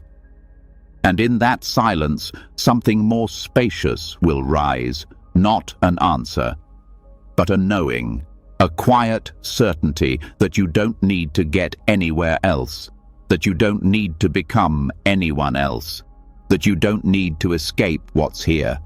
Because what's here, this moment, this breath, this ache, this stillness, it's not in the way. It is the way. The ego will keep reaching. That's okay. Let it reach, but don't follow it. Come back, again and again, to this, to now, to the koan you've been living all along, not to figure it out, but to feel it fully, to meet it with the kind of presence that doesn't need resolution, just connection. And that connection, that willingness to be with life exactly as it is, that's what dissolves ego. That's what softens the need to know. That's what opens the heart. So you don't need a breakthrough. You don't need a moment of clarity. You don't need a map. You only need this breath. You only need to stay. You only need to meet what's already here with eyes that are no longer searching, but seeing. And in that seeing, you'll find that the riddle isn't meant to be solved. It's meant to be lived, and it's always been pointing you home. Even after realizing that your life is not a mistake to solve, but a koan to meet, something deeper begins to stir. You stop resisting the shape of your experience. You stop demanding clear answers. You begin to trust the mystery. But then you look around and notice that, on the outside, nothing has changed. The same job, the same apartment, the same tension in your chest when the phone rings, and a quiet voice returns. If I'm doing all this inner work, why does everything still feel the same? That moment, where the outer world stands still but the inner world begins to tremble, is not a failure. It's a beginning. A subtle shift you can't yet see with your eyes, but you start to feel in your nervous system, in the space between thoughts, in the way you no longer react as sharply. The real change often doesn't come from what happens around you. It comes from what happens within you when you stop needing anything around you to be different. This is the turning point. When you no longer wait for life to change before you allow yourself to wake up. You start to realize that transformation was never about rearranging circumstances. It was about dissolving the lens you were looking through. Awareness is what changes everything. Not because it forces life into a better shape, but because it reveals a deeper truth already woven into what's in front of you. It's easy to believe that something outside needs to shift first, that healing begins with a new relationship, or freedom begins with a new job, or peace begins with silence. But these are only conditions, and conditions can't hold anything permanent. The kind of change that endures is the kind that happens before anything changes at all. When you wake up inside the same life you once wanted to escape and no longer feel the same urge to run, that's not stagnation, that's a breakthrough. Because now your peace isn't waiting on permission. It's arising from contact, real contact, with this breath, with this moment, with the version of you that no longer demands life feel good in order to feel alive. There's a myth that says progress should look like movement, but some of the most sacred progress can't be measured. You start to catch your thoughts before they spiral. You notice your breathing in the middle of stress. You offer a softer word in a moment that used to burn with reaction. These moments don't always feel profound, but they are, because they point to something that has shifted without needing proof. This is not about faking gratitude for a life that still aches. It's about waking up inside that ache, and noticing you're no longer drowning in it. You're breathing through it. You're no longer identifying with every story your mind creates. You're no longer treating your emotions as enemies. You're learning to stay, to see, to meet what's here without needing it to prove anything. And slowly, the same life starts to feel different. Not because the people changed, not because the outcomes improved, but because you're not using those things to measure your worth anymore. You're not asking life to prove that you matter. You've already started to know it, not as an idea, but as a quiet presence that holds steady when the surface shakes. This is what spiritual practice really means. It's not about rising above the world. It's about seeing it differently, noticing the space between moments, meeting discomfort with curiosity instead of panic, and understanding that sometimes the most radical transformation is invisible. The ego resists this kind of change because it wants evidence. It wants before and after photos. It wants timelines and checklists and validation. But awareness doesn't care about timelines. It unfolds in silence, in stillness. It invites you to notice that you're not reacting the way you used to, that you're no longer ruled by the same triggers, that you're beginning to respond from somewhere else, somewhere deeper. You might still feel the same emotions, but they don't own you anymore. You might still hear the same self-critical thoughts, but they don't hold the same authority. This isn't regression. This is freedom. Not freedom from life, but freedom inside it. One of the greatest traps on the path is the belief that external change equals inner progress. But in truth, it often works the other way. When you stop needing the outside to shift, the inside begins to unfold. And that shift, however quiet, is permanent, because it's rooted in your direct experience, not in the ever-changing landscape of circumstance. So much energy is wasted waiting for the world to cooperate with our healing. But the world was never the source of your suffering. Your interpretation of it was. The pressure to be further, the comparison to someone else's timeline, the refusal to see this moment as worthy. These are the distortions that awareness heals. And once you start to see clearly, you don't need everything to change anymore. You start to meet what's in front of you with steadiness. You don't rush to fix. You don't shrink from discomfort. You begin to trust what's unfolding even if it doesn't match your preference. That trust is everything. Because once you stop needing to be somewhere else, peace finds you right where you are. The room doesn't need to be quieter. The job doesn't need to be better. The past doesn't need to be erased. Awareness doesn't erase pain, but it transforms your relationship to it. You become less identified, less gripped, more fluid. And the more present you are, the more you begin to notice the sacred inside the ordinary. The way sunlight lands on the wall, the weight of your body in the chair, the way silence speaks when you stop trying to fill it. These things don't look like transformation, but they are, because they pull you into reality. And reality, seen clearly, is enough. You don't need to keep chasing a version of yourself that finally feels good all the time. You just need to meet the version of yourself that's already here, with kindness, with patience, with the awareness that everything you need to wake up is already present. It's not later, it's now. When nothing changes on the outside but you feel lighter, don't ignore that. That's real. That's the shift.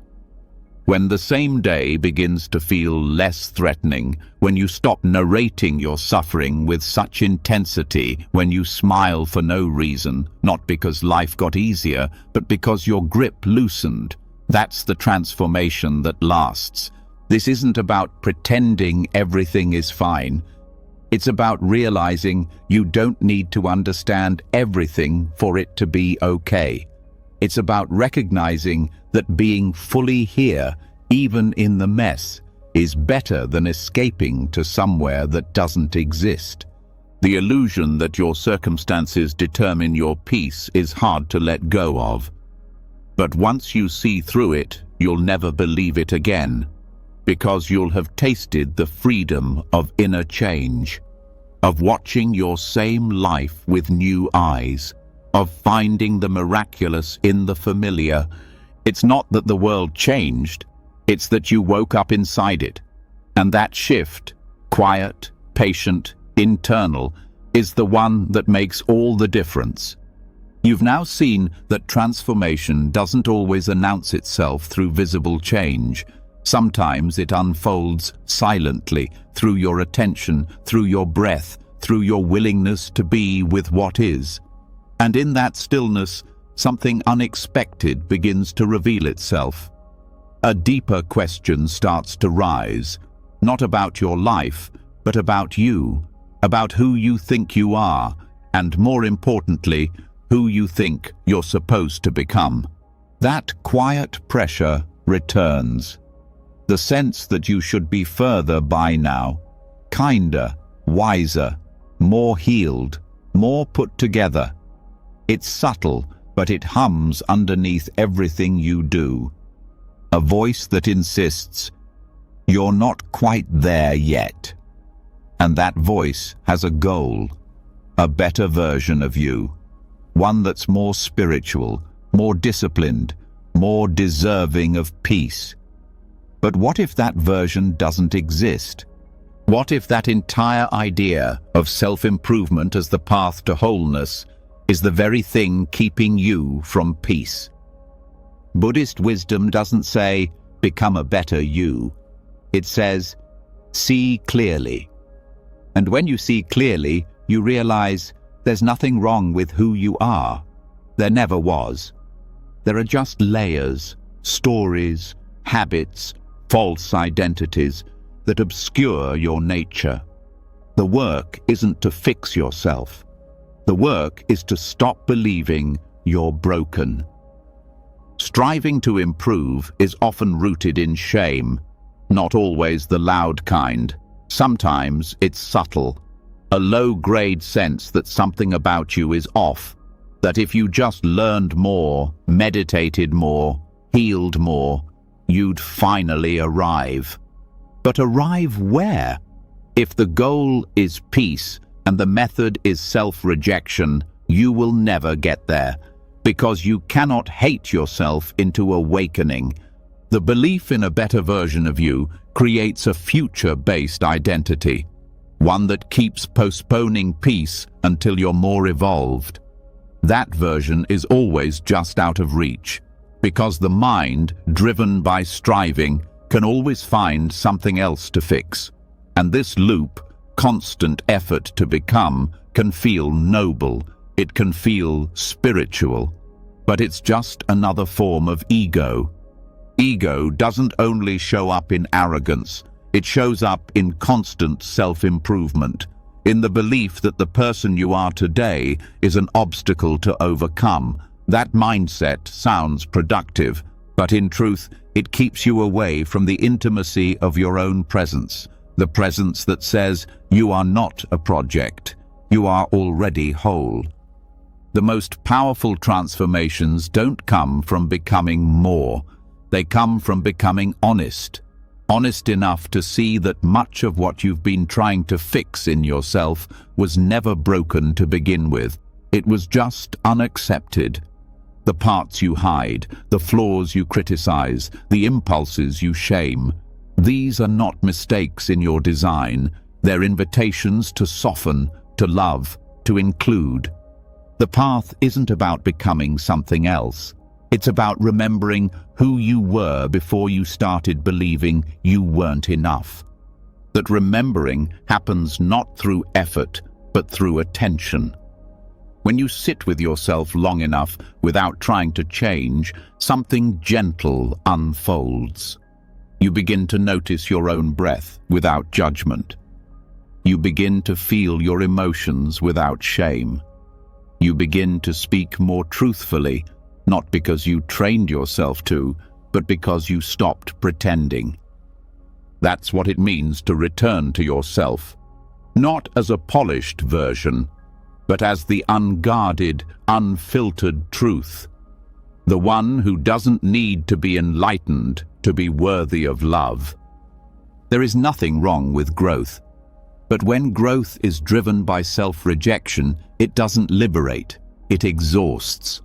It becomes another way to postpone your life, another way to stay at war with your own being, and even when you reach a milestone, the satisfaction fades, because the voice that demanded more still whispers, "You could be better."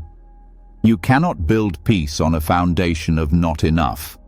The desire to improve often carries the hidden belief that your worth is conditional, that if you achieve enough, you'll finally deserve rest. But rest is not a reward, it's your right. You don't have to earn your own peace, you only have to stop resisting it. Many spiritual paths fall into this trap, promising a perfected version of you if you just do enough practice, enough surrender, enough letting go. But Buddhism invites you to question the one who is doing all the effort. Who is the self that needs to become enlightened? And when you look deeply enough, you find that self doesn't actually exist. The self is a process, a collection of habits, memories, emotions, and stories. It isn't a thing, it isn't stable, and so trying to perfect it is like trying to polish a cloud. It keeps shifting, because it was never solid to begin with. Instead of trying to become better, try becoming more present. That shift changes everything. When you're present, you don't need to be better. You need to be real. And when you're real, connection happens. Healing happens. Not because you forced it, but because you stopped blocking it. This is the paradox. The less you strive, the more you change. Because change doesn't require effort. It requires honesty. The honesty to meet yourself here, as you are, and to say, "I'm not waiting to love this, I'm loving it now." You've already been shaped by life in ways you can't undo. The softness you've gained didn't come from achievement. It came from staying present through difficulty. The compassion you've developed didn't arrive when you became better. It arrived when you suffered, when you hurt, when you stopped running from what you felt. That's the real you. The one who stayed, the one who endured, the one who kept breathing even when nothing made sense. Don't trade that truth for a fantasy of improvement. You don't need to be more spiritual. You don't need to be more productive. You don't need to fix your past, perfect your habits, or have it all figured out. You just need to stop abandoning yourself. Stop treating this version of you as a rough draft. This is it. This is the version that's living, feeling, growing. You are not a temporary version waiting for the real one to show up. This is the one who matters. And once you stop chasing something better, you begin to uncover something deeper. You begin to feel peace in the breath you already have. You begin to experience joy in the ordinary things. You begin to laugh more easily, cry more freely, rest more fully. Not because you earned it, but because you stopped withholding it. There's a softness in this realization, a return, not to who you used to be, but to who you've always been, underneath the effort. That self is not perfect, but it is real, it is kind, it is enough. And in the end, no one is waiting for you to become a better version. They're waiting for you to be more you, the honest you, the steady you, the one who no longer needs to prove anything to be at peace. That's the awakening. And it begins not when you become someone else, It begins when you stop trying to. So you've finally stopped chasing the future. You've dropped the idea that you need to be someone else in order to be worthy of peace. You've let go of the story that you're a project waiting to be completed. And in the stillness that follows, something else begins to rise. Not a goal, not a plan, but a quiet realization. This moment is not random. It isn't filler. It isn't a pause between where you were and where you hope to go. This moment is alive. It's designed with care. It's not just happening, it's happening for a reason. And the reason isn't external. It has nothing to do with outcomes or timing or luck. It has to do with your soul, not in some grand mystical sense, but in a simple truth. The part of you that is deeper than personality, deeper than ambition, deeper than memory. That part knows exactly what it's here to meet. And somehow, without needing your permission, life has arranged itself to deliver the exact set of conditions for that meeting to occur. There's a precision to the present that the mind can't comprehend. The mind sees what's missing, what didn't work, what should have happened by now. But the soul doesn't deal in timelines. The soul deals in readiness, and when your inner world is finally prepared to resolve what's been left open, the present moment arrives, carrying the very shape of that resolution. It might not look how you wanted. It might not feel gentle, but it's exact. Every person in your life right now, every delay, every silence, every question you keep circling, none of it is random. It's all part of a pattern unfolding with quiet intelligence. A pattern designed not for your comfort, but for your clarity. Buddhism teaches that everything arises from causes and conditions. Nothing appears out of nowhere. Nothing is accidental. And so, the moment you're in right now, this one, is the result of 1,000 threads. Some you can trace. Most you cannot. Some belong to your choices. Others belong to the karma of lifetimes. But all of it converges here. And when you meet that truth without resistance, something opens. You stop asking, "Why is this happening to me?" and start asking, "What is this showing me?" You begin to see that the very things you thought were mistakes are doorways.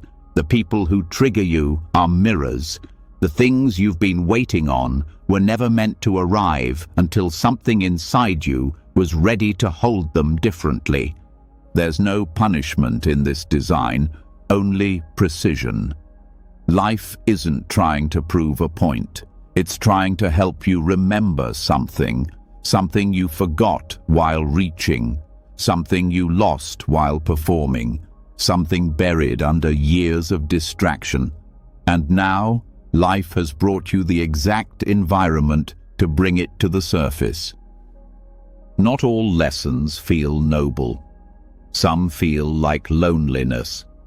Some feel like loss. Some feel like nothing is happening at all. But still, the teaching continues. Because healing doesn't always look like breakthroughs. Sometimes it looks like sitting with the part of you that's tired of striving. Sometimes it looks like resting inside your ordinary day and noticing that peace isn't as far as you thought. You're not here by accident, and you're not in this phase of your life because you failed. You're here because there's something here you're meant to resolve. Maybe it's forgiveness, maybe it's truth-telling, maybe it's remembering how to be still without guilt, or how to receive without proving, or how to feel without apologizing. Whatever it is, this moment is tailored to it. Life knows how to wrap truth in the disguise of repetition. It knows how to bring you back to the same conversation, the same pattern, the same tension. Not because you're stuck, but because the lesson is still alive, and it won't leave until it's seen. You've already spent enough time running from this moment, trying to edit it, trying to fast forward through it. But now, something in you knows there's nowhere else to be. And that knowing is the beginning of freedom, because once you stop needing this moment to change, you begin to change in it. The present is not a placeholder, it's a container. It holds exactly what your heart is prepared to touch. Even if you don't feel prepared, even if you still resist it, the moment was chosen not by chance, but by necessity. A necessity born from love, not comfort, but truth. You don't have to love what's happening to trust that it belongs. You don't have to feel peaceful to know that peace is available. You only have to meet the moment with honesty, with presence, with the willingness to stop labeling this as not it. Because this is it. Not forever, but for now. And for now is all life ever gives you.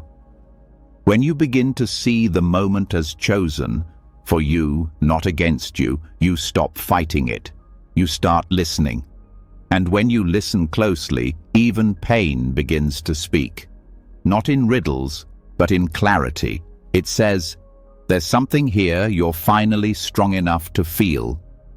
There's something here you're finally quiet enough to hear.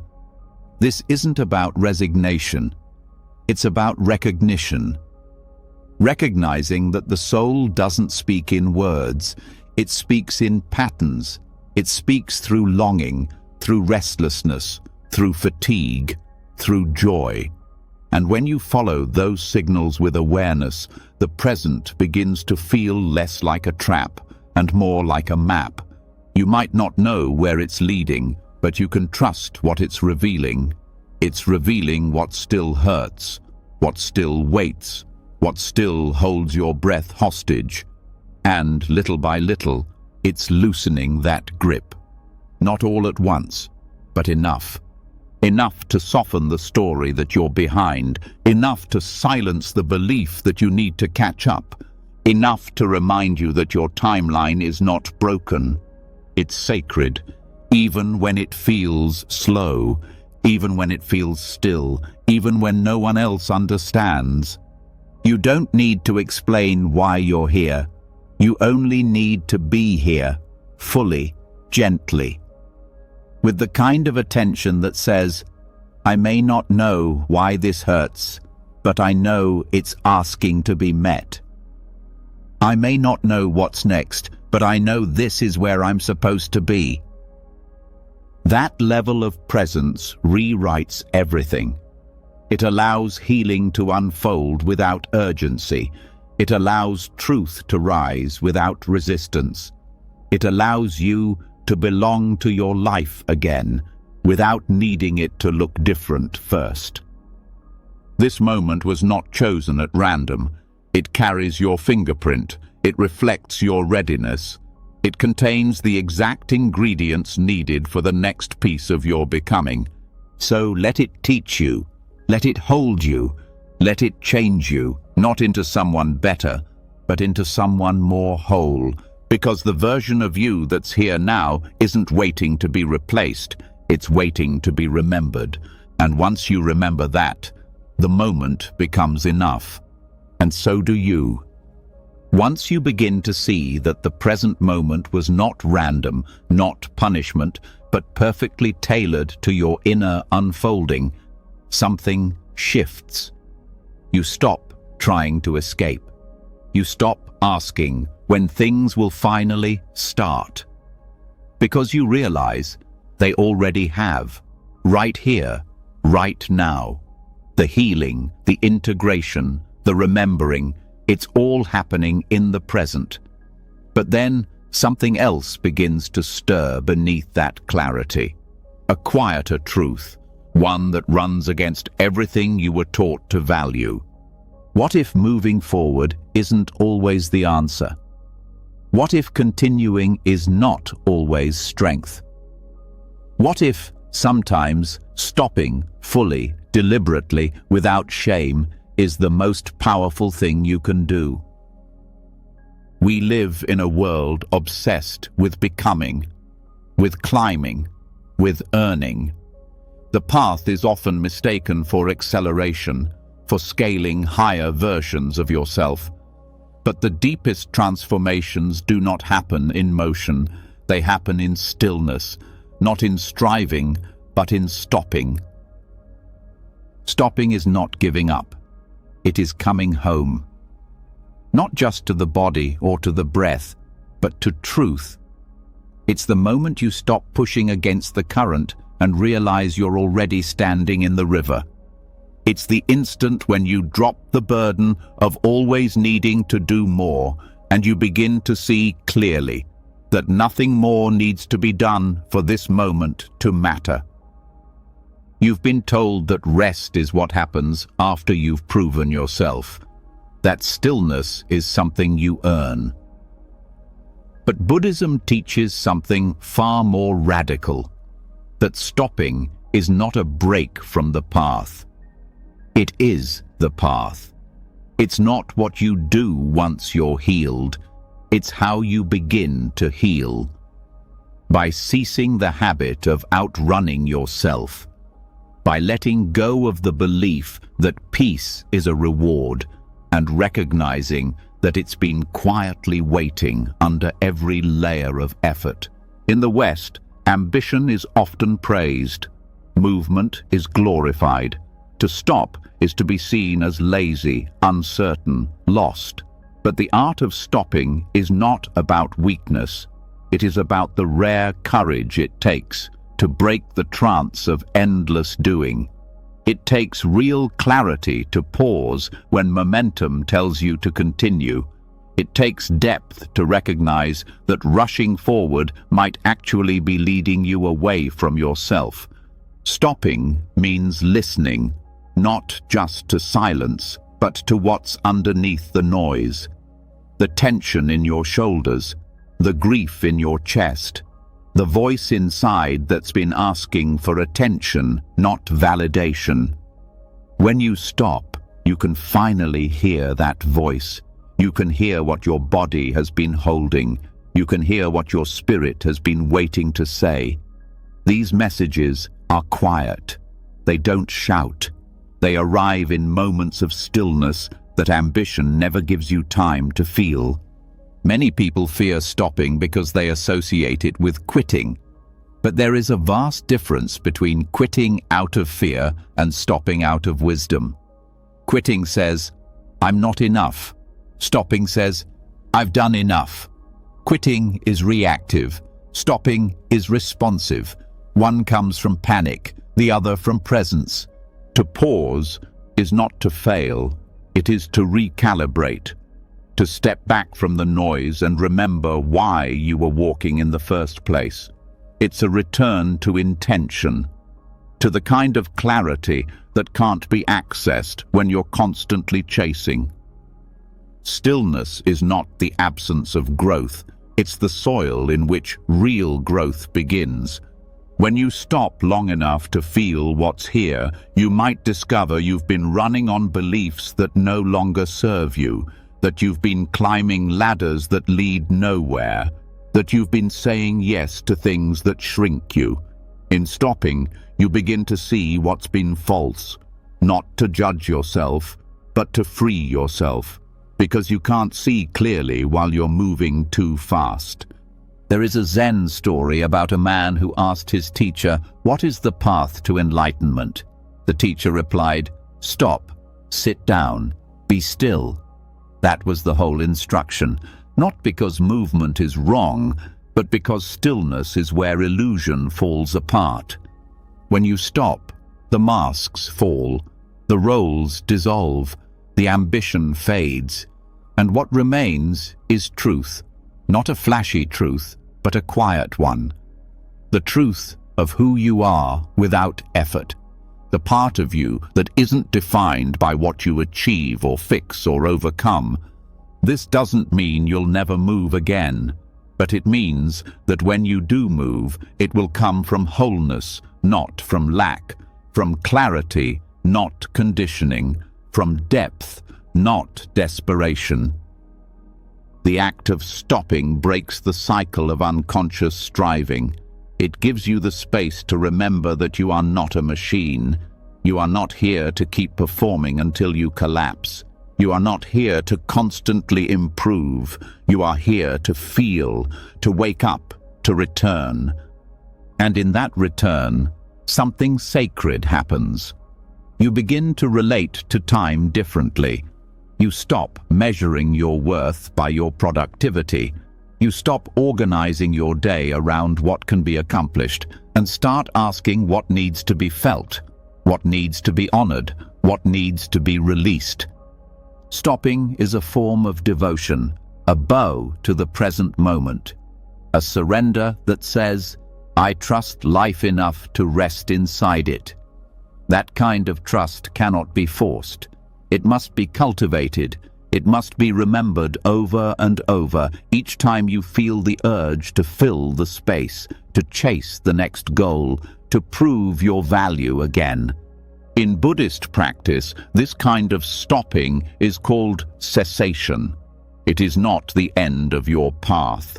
It is the sacred pause that allows your path to become conscious. Without it, you're just reacting. With it, you're actually living.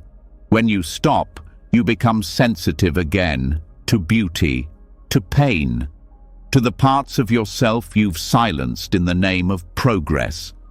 And in that sensitivity, there is awakening, not dramatic, not immediate, but steady. It's the awakening of gentleness, of honesty, of choosing presence over performance. You don't need a crisis to justify your stillness. You don't need to break before you give yourself permission to stop. You can pause simply because you are ready to meet yourself again.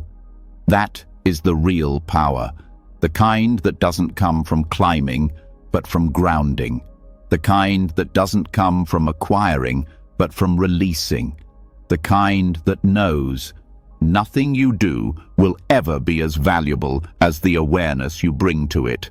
So pause, not just once. Pause as practice. Pause before you say yes. Pause when the pressure builds. Pause when your worth feels threatened. Pause when you forget you're already enough. And in that pause, feel your life again, because the point was never to get ahead. The point was to wake up. And sometimes the clearest step forward is the choice to stop. After everything you've tried to hold, after the effort, the striving, the pushing forward, and even the gentle decision to stop, something becomes clear. You've dropped the illusion that movement is always progress. You've rested in the power of stillness. You've let go of becoming someone better. You've started to trust the moment, even when it doesn't offer what you thought you needed. And now a deeper truth begins to rise. Not another thing to do, not another goal to reach, but a shift in perception so profound it dissolves the foundation of everything you once believed. What if the reason this moment is enough isn't because it's full, but because it's empty? In Buddhist thought, there is a word that many avoid, but it holds the key to everything: shunyata, emptiness. At first it can sound cold, void, lifeless. But emptiness, as the Buddha taught it, is not the absence of meaning. It's the absence of fixed meaning. It's the understanding that nothing you experience has an independent, permanent essence. And because of that, everything is possible. Everything is free. Everything is open to be seen, to be touched, to be understood as it truly is, without distortion. You may look at your life and see imperfection.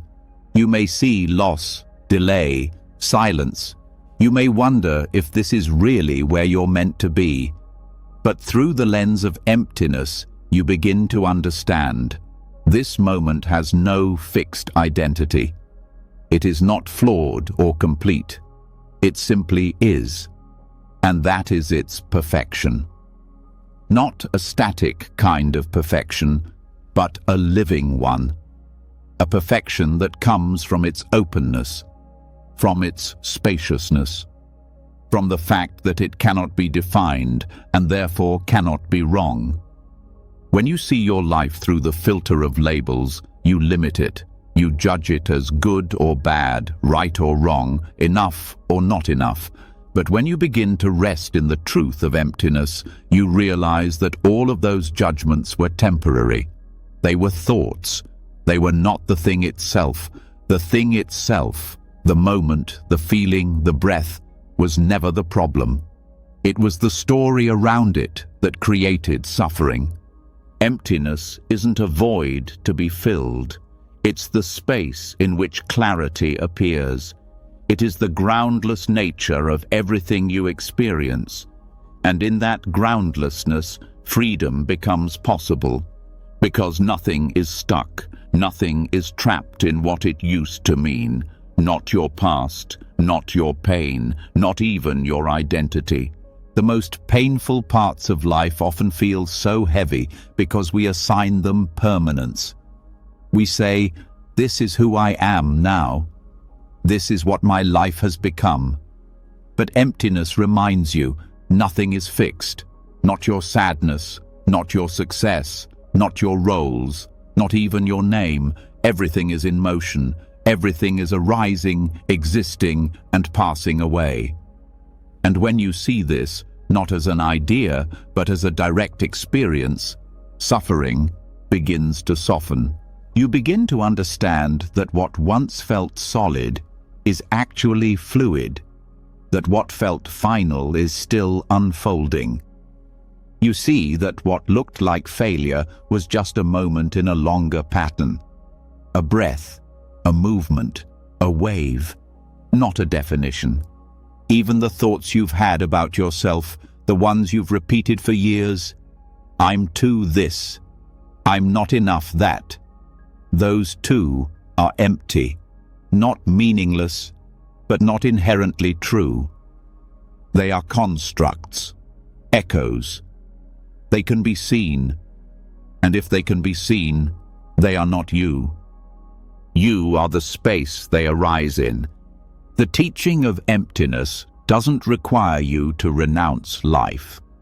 It asks you to meet it with fresh eyes, to see the people in your life not through the filter of what they did or didn't do, but as ever-changing beings, just like you, shifting moment by moment.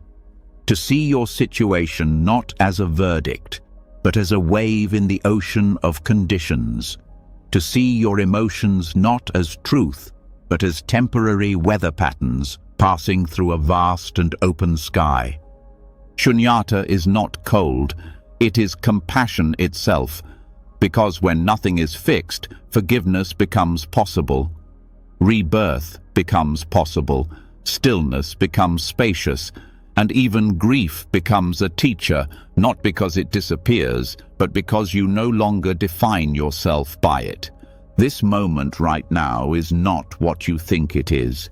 It's not what you've named it. It's not what you've decided it should be. It's empty of your ideas. And because of that, it's full of possibility, not in a future tense, but in the sense that you can finally meet it as it is, free from your projections. This moment is not weighed down by your past unless you carry that weight. This breath doesn't carry your story unless you attach it.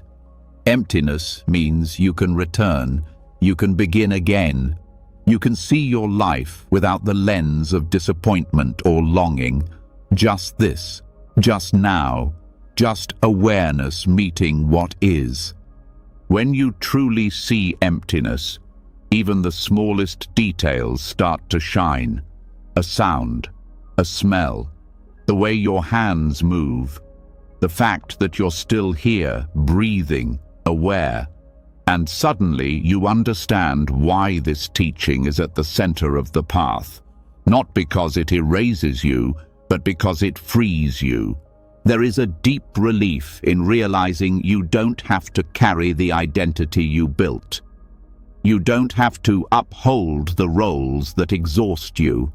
You don't have to keep chasing the version of yourself that the world applauds, because you were never that fixed person to begin with.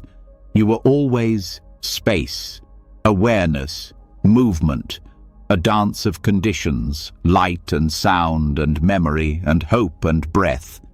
And in that dance there's room for it all. There's room for confusion, there's room for stillness, there's room for grief and joy, sorrow and laughter, silence and song. You are not trying to get somewhere anymore. You are not trying to become something better. You are here, watching this unfold, and it is enough. Emptiness doesn't mean nothing matters.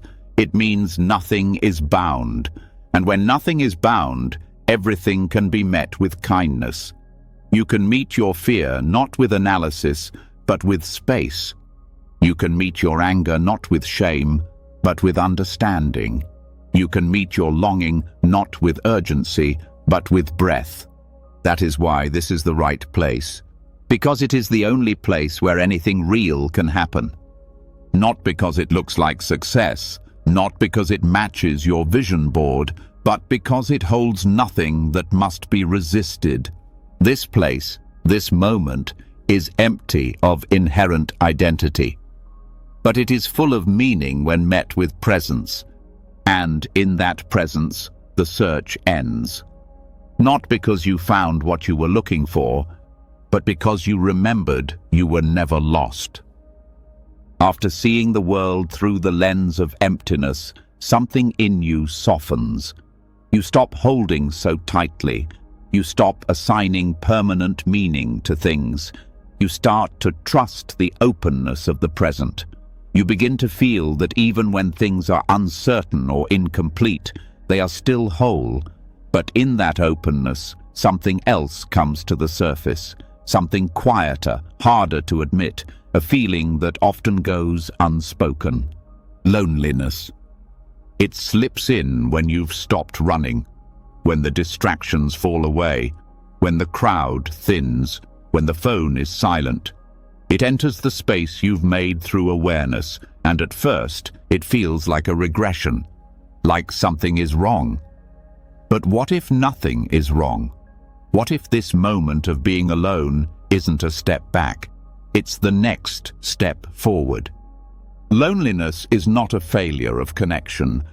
It is the first invitation to meet yourself. Not the version you present to others, not the self you manage through roles or goals, the deeper one, the one that remains when everything else is quiet. We often think solitude means something went wrong, that it means you're not lovable, not understood, not included. But Buddhism invites a different understanding. Solitude is not exile, it is training, a space where clarity can finally land, a space where the noise of the world has softened just enough that your real voice can rise. You were taught to fear loneliness. You were taught that your value is reflected back to you through other people, that attention means worth, that being wanted means you are enough. But those are fragile mirrors, easily cracked. And the deeper truth is this: the clarity you are seeking, the peace you've been working for, it doesn't need an audience. It needs space, honest space, empty space, the kind of space that only solitude offers. Sitting alone is not passive. It's not waiting for someone or something to fill the gap. It's the practice of facing your own mind, of listening without interruption, of remembering the parts of you that don't speak when the room is full. Loneliness becomes suffering when it's paired with resistance. when you believe you shouldn't be feeling it, when you assume it's a symptom of being broken or behind. But when you stop resisting it, when you sit with it like a teacher instead of a threat, it begins to open. It starts to reveal its layers. Beneath the ache, there is presence. Beneath the presence, there is stillness. Beneath the stillness, there is clarity. Solitude is the environment that makes self-understanding possible. In the absence of distraction, your patterns become visible. You see the stories you've been repeating. You hear the tone of your own inner dialogue. You feel the way your body tenses out of habit. This is not always pleasant, but it's honest, and honesty is the beginning of healing. When you sit with yourself long enough, something else happens. Your need for external validation starts to weaken. You stop chasing approval. You stop looking for your reflection in someone else's eyes. Not because you don't care anymore, but because you've remembered something more stable. You've remembered the quiet enoughness of simply being. Loneliness is often mislabeled.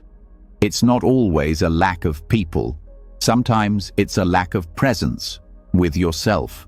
You can be surrounded and still feel empty, or you can be alone and feel full. The difference isn't the crowd, it's your contact with the present moment.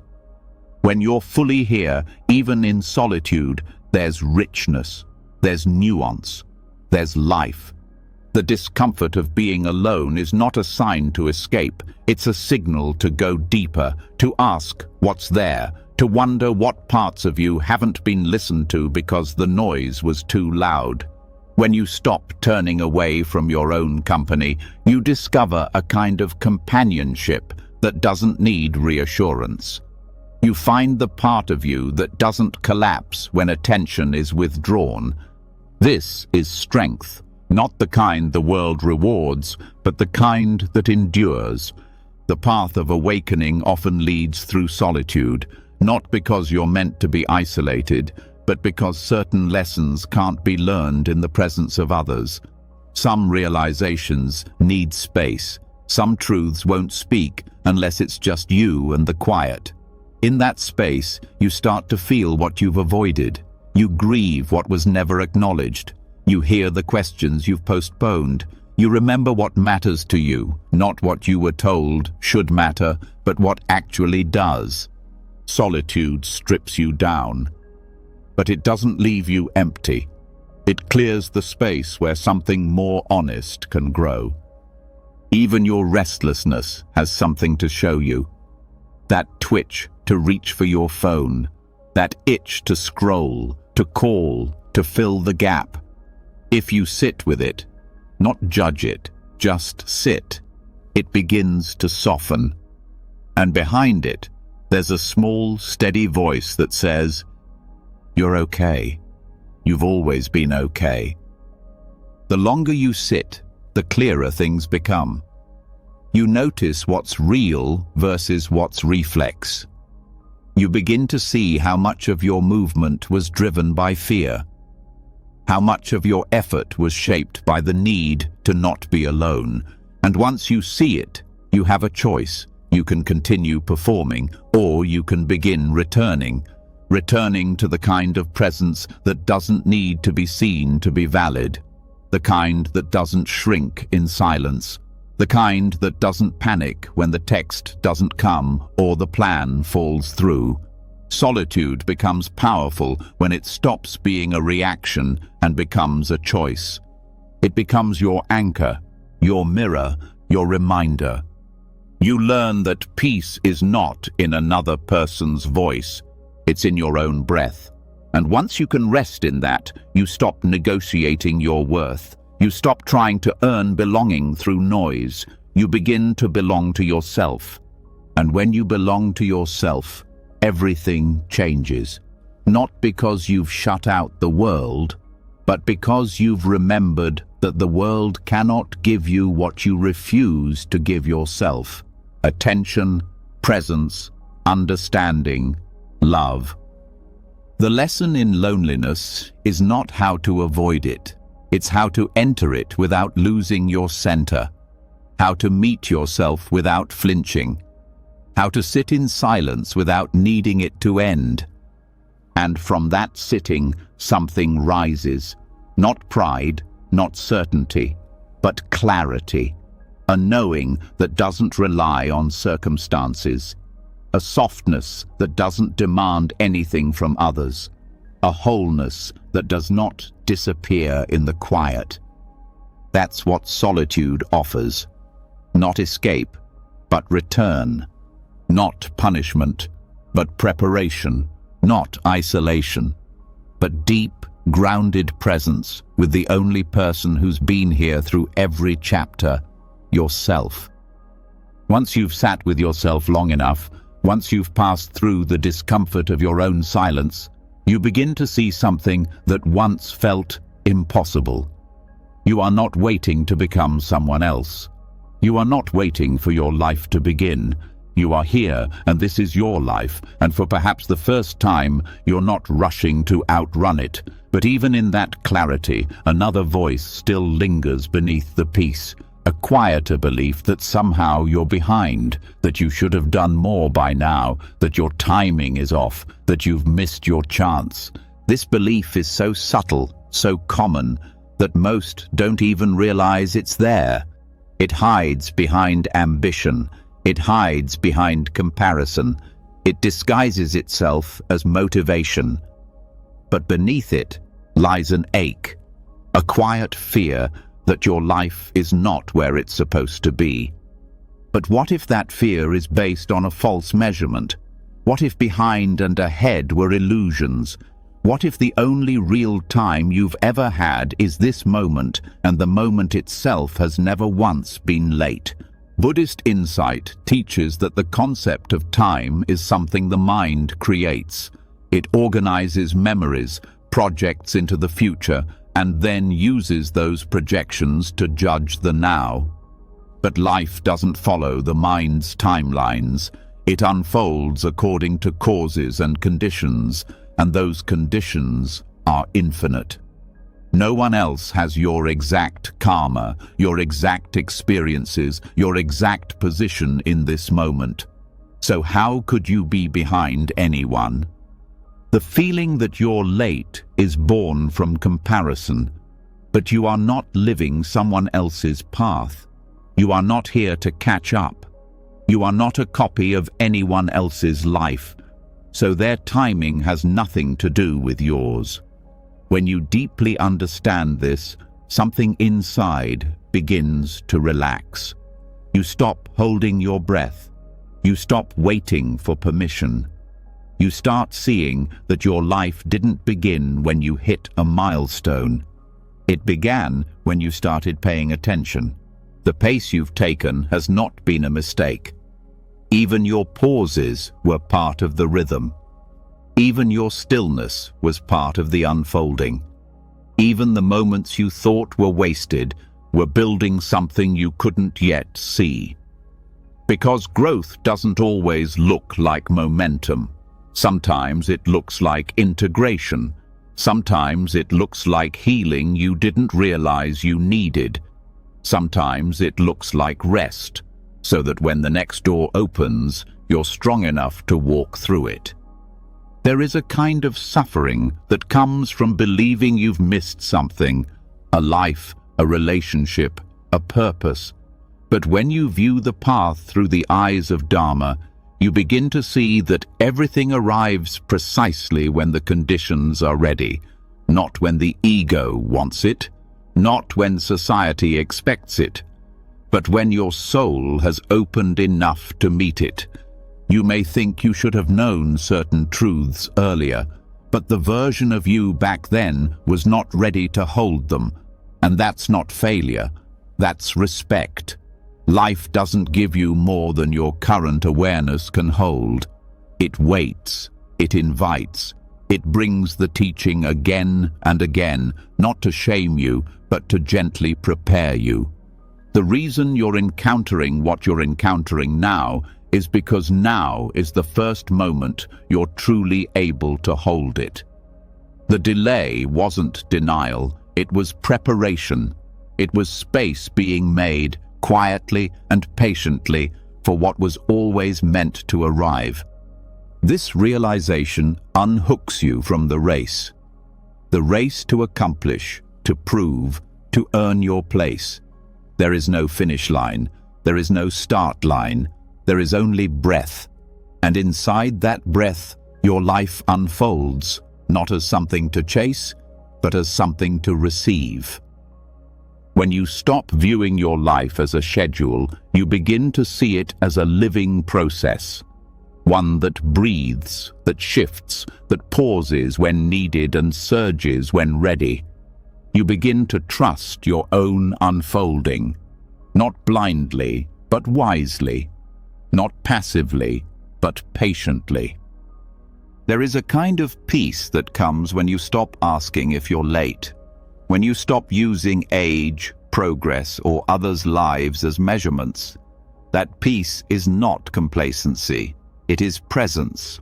It is the freedom to walk your path at your pace, knowing that anything truly meant for you will meet you exactly when you are able to hold it. And this is not just spiritual optimism, it is observation. Think of all the times something didn't happen when you wanted it, and later you were grateful it hadn't. Think of the doors that didn't open because you weren't ready to walk through them with integrity. Think of the relationships that ended, not because you failed, but because you were being rerouted towards something truer. We often romanticize the idea of perfect timing as if it's something we must find. But it's not found. It's noticed. It's not controlled. It's honored. It happens not when the clock aligns, but when your awareness deepens. When your energy meets the moment with honesty. Every time you say, "I should be further by now," you are denying the perfection of now. You are rejecting the very conditions that were crafted by your own life force. But when you soften that voice, when you begin to trust the intelligence of where you are, even the waiting becomes sacred. Even the pause becomes a teaching. Right timing isn't just about when things happen. It's about how you meet what's happening. It's the internal readiness that cannot be faked. It's the presence that replaces panic. It's the grace that arrives when you stop rushing and start listening. If you feel like nothing is happening, look closer. Maybe something is maturing inside you. Maybe your values are shifting. Maybe your capacity for peace is deepening.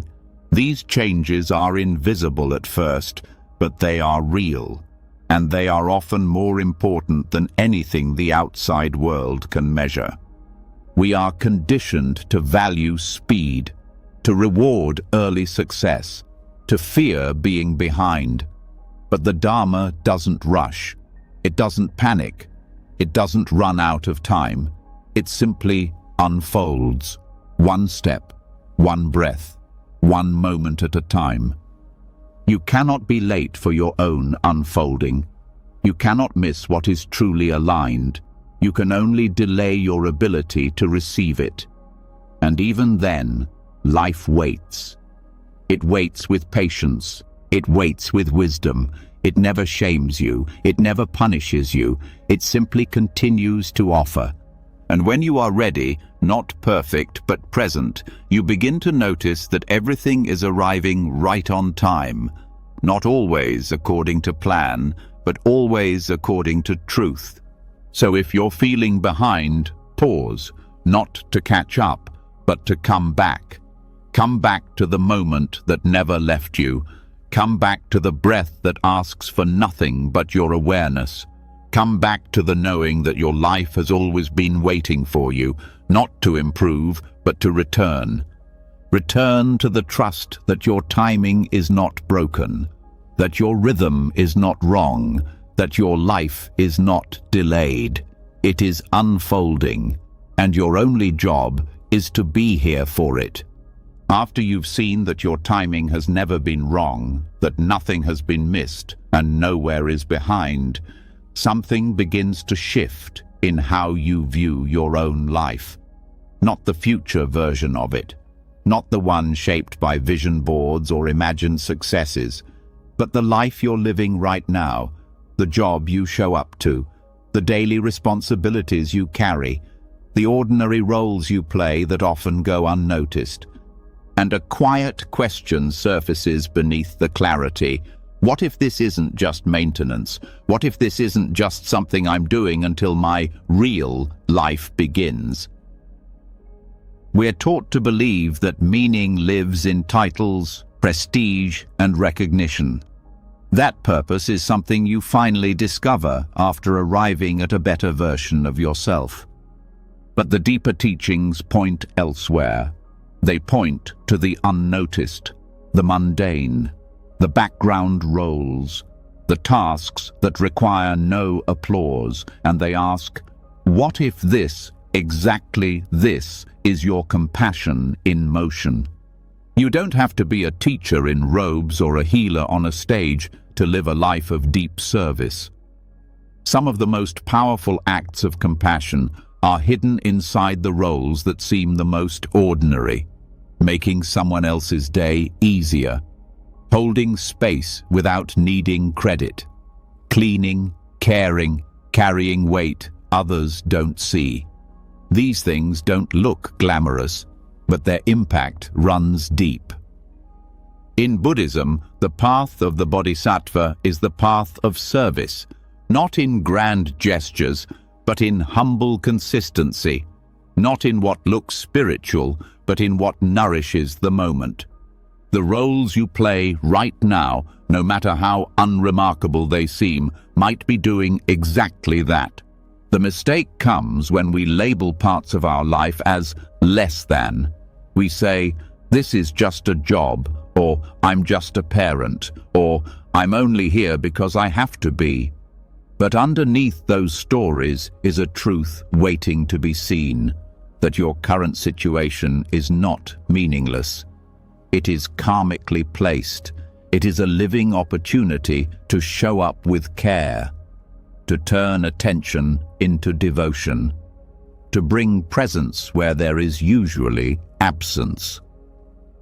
The reason this role matters is not because it defines you, but because it gives you a space to express awareness in action, not just in what you do, but in how you do it, with patience, with integrity, with a willingness to give even when no one is watching. What makes a role compassionate isn't its outcome, it's the energy behind it. Are you rushing through it, or are you present for it? Are you waiting for something better, or are you pouring care into what's already here? Compassion is not always a feeling, it's a posture, a way of moving through the world that turns even routine acts into offerings. When you answer the phone, when you restock the shelf, when you wash the dish, when you take care of what others overlook, these can be acts of love if they're done with presence. And it's not just about what you're doing, it's about how your doing shapes the world around you. Your presence calms the room. Your kindness shifts someone's day. Your steadiness makes others feel safe. These things are easy to dismiss because they don't come with applause, but they are felt deeply. The ego looks for roles that impress. The heart looks for places it can serve. And sometimes the most powerful service is invisible. Sometimes it looks like showing up when you'd rather leave. Sometimes it looks like staying patient in a conversation no one else would tolerate. Sometimes it looks like returning to the same job, not because it's your dream, but because someone else depends on your care. That kind of service doesn't always feel good, but it's real, and it creates karma, not as punishment or reward, but as momentum. Quiet, steady momentum that shapes the world more than ambition ever could. We're taught to find meaning in what stands out, But what if meaning is found in what we consistently return to? What if your presence, offered again and again without needing to be seen, is the most sacred thing you're giving right now? This isn't about settling. It's about seeing. Seeing that you're not just passing time. You're transmitting energy. You're offering stillness in places that are frantic. You're planting patience in places that are hurried. You're bringing care where it would otherwise be missing. And you're doing it without a title, without a spotlight, without a reward. That is what makes it powerful. Sometimes your current role is not about achievement. It's about refinement. It's where your edges soften, where your old identity dies quietly, where your ego is humbled and your awareness is sharpened. That transformation doesn't come from changing your situation. It comes from seeing your situation through different eyes. Not the eyes that say, "I should be doing more," but the eyes that say, "What I'm doing now holds more than I thought." Even if the work is repetitive, even if it feels unnoticed, even if no one acknowledges it, your presence changes it. This isn't spiritual romanticism, it's practical dharma. The moment you stop trying to escape your current role and start entering it with mindfulness, everything changes. Not outwardly, perhaps, but inwardly, profoundly. You begin to feel integrity again. You begin to remember that you don't need a new role to be more compassionate. You need a new relationship with the role you already have. Even if it's not forever, it is for now. And if it is for now, it is sacred.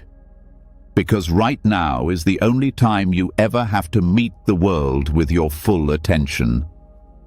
What if you stopped calling your work small? What if you stopped seeing your life as a placeholder? What if the very things you do each day are the exact karmic threads being woven into the greater cloth of awakening? There is a beauty in the roles we tend to minimize. They ground us, they remind us of interconnection. They show us that the path is not only found in retreat or revelation, but in routine, in rhythm, in the way we care when we don't have to. The Dharma is not far away. It's in the room you clean, the body you care for, the task you finish, the phone call you return with patience, the way you speak to the one person who tests your limits every day. And if it's all part of the practice, then nothing is beneath you. Nothing is outside the path. Nothing is wasted. This moment, this role, this breath, it's not ordinary. It's karmic compassion in disguise. When you begin to see your present role not as a placeholder, but as a living expression of compassion, something else quietly begins to shift. A deeper softening. A recognition that maybe this life you're living, the one with all its unpolished edges and unfinished corners, is not a delay. It's not a detour, it's the actual path. But even as that truth lands, another old voice returns, softer now, but still persistent, the voice that says it could have been different. It was supposed to look another way. I should have ended up somewhere else. This idea is subtle but powerful. It follows you in quiet moments. It compares you to your younger self's dreams, to other people's progress, to the image of a life that seems like it was somehow lost. And without realizing it, you start living next to your life instead of in it. You start grieving a version of the past that never existed. You begin to wonder if you've missed the better story. That story, the one where things worked out differently, is what the mind clings to when the present feels uncertain. It creates alternate lives, versions of you that chose differently, succeeded faster, loved more boldly, avoided the pain, And while these versions can feel comforting or motivating, they can also quietly drain you, because in their shadow, your real life starts to feel like a mistake. Buddhist awareness doesn't ask you to reject those thoughts. It asks you to see them clearly, to notice that the mind's projection of the life I should have had is not truth. It's habit. It's an echo of craving. Craving for control, craving for certainty, craving for a life that hurts less or proves more. But craving always leads to suffering, not because longing is wrong, but because it's tied to an illusion that somewhere out there a better version of life was waiting for you, and you missed it. The truth is, that version never existed. It was a mental projection, a composite of desires, fears, comparisons, and cultural conditioning. It was built from fragments, and no matter how vivid it feels, it was never real. What's real is here, this breath, this moment, this life. When you begin to release the fantasy of alternate lives, something unexpected happens. You stop mourning what never was. You stop blaming yourself for choices that could not have been made differently. You begin to realize that everything in your path, the detours, the relationships, the pauses, the quiet, wasn't blocking your life. It was shaping it. This doesn't mean everything happened for a cosmic reason. It means that everything happened because it did. And now you're here. And here is not wrong. When you believe there's a version of life that would have been better, you fracture your attention. Part of you remains tethered to a ghost. You begin to withhold presence from the life you actually have. You miss the texture of now because you're busy imagining something else. That imagination isn't harmless. It creates distance from your own heart, from the people around you, from the opportunities that are quietly knocking but can't be heard through the noise of regret. It's okay to grieve. It's okay to feel the tenderness of not becoming who you thought you'd be. But once that grief is honored, it's also okay to let it go. Not to betray your past self, but to honor the self that's here now. The one who kept going, the one who learned, the one who can still love and listen and soften. Mindful awareness doesn't erase longing. It simply brings it into the light. It lets you hold that longing with care and say, I see you, and I choose to stay. Not because the fantasy wasn't appealing, but because the real life you're in is the only one that can be touched. It's the only one where awakening can happen. Not the life that never came.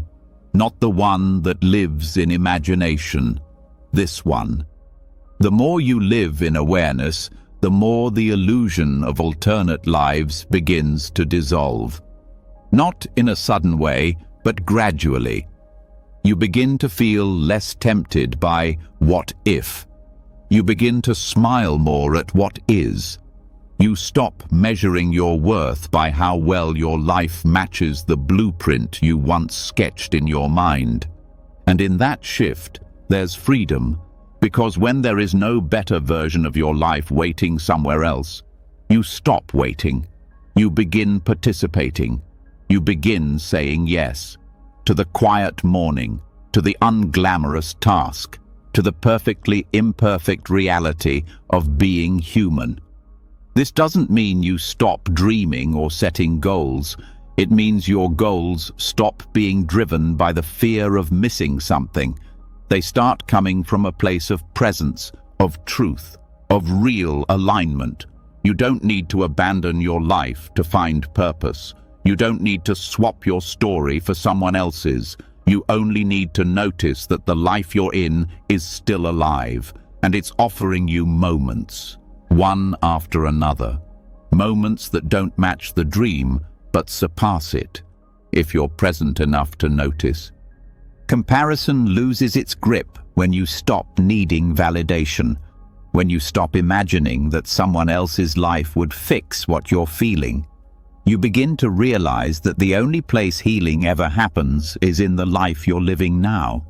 This is where joy is, not dramatic, Instagram-worthy joy, but subtle, stable, grounded joy. The kind that grows not from fantasy, but from contact. The kind that arises when you stop measuring your life and start meeting it. Every time you return to now, you reclaim a part of yourself. Every time you breathe through the impulse to reach for a different version of life, you come home. You remember that presence isn't a reward for figuring it out. It's the beginning of everything. There are no alternate lives. There is only this one. And this one, however incomplete it feels, is whole. Not because it's easy, not because it matches the picture, but because it's real, and real is where love lives. Real is where growth happens. Real is where you finally stop performing and start being. You don't need the life you imagined. You need the life you can touch, and it's already here. So now you've heard it, all of it. The delays, the stillness, the detours, the loneliness, the longing, the peace that rises not from perfection, but from presence. Every teaching pointed back to the same unshakable truth. You are not lost. You are not behind. You are not off path. You are exactly where you need to be. Not because everything is easy, but because everything is alive with meaning when seen through awareness. The job you thought didn't matter, the emotion you wished would go away, the moment you believed was a mistake. All of it has been part of the unfolding. All of it, a mirror, a koan, a call to stop running and start seeing. And now, here you are, not chasing, not fixing, just resting, just breathing, just beginning to believe that your life isn't waiting to start. It already has.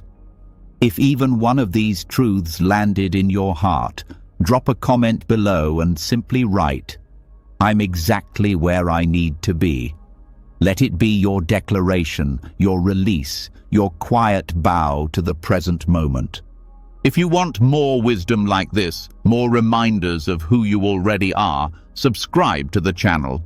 And when you do, tap the bell so you don't miss what comes next. Until then, rest. You're not late. You're right on time.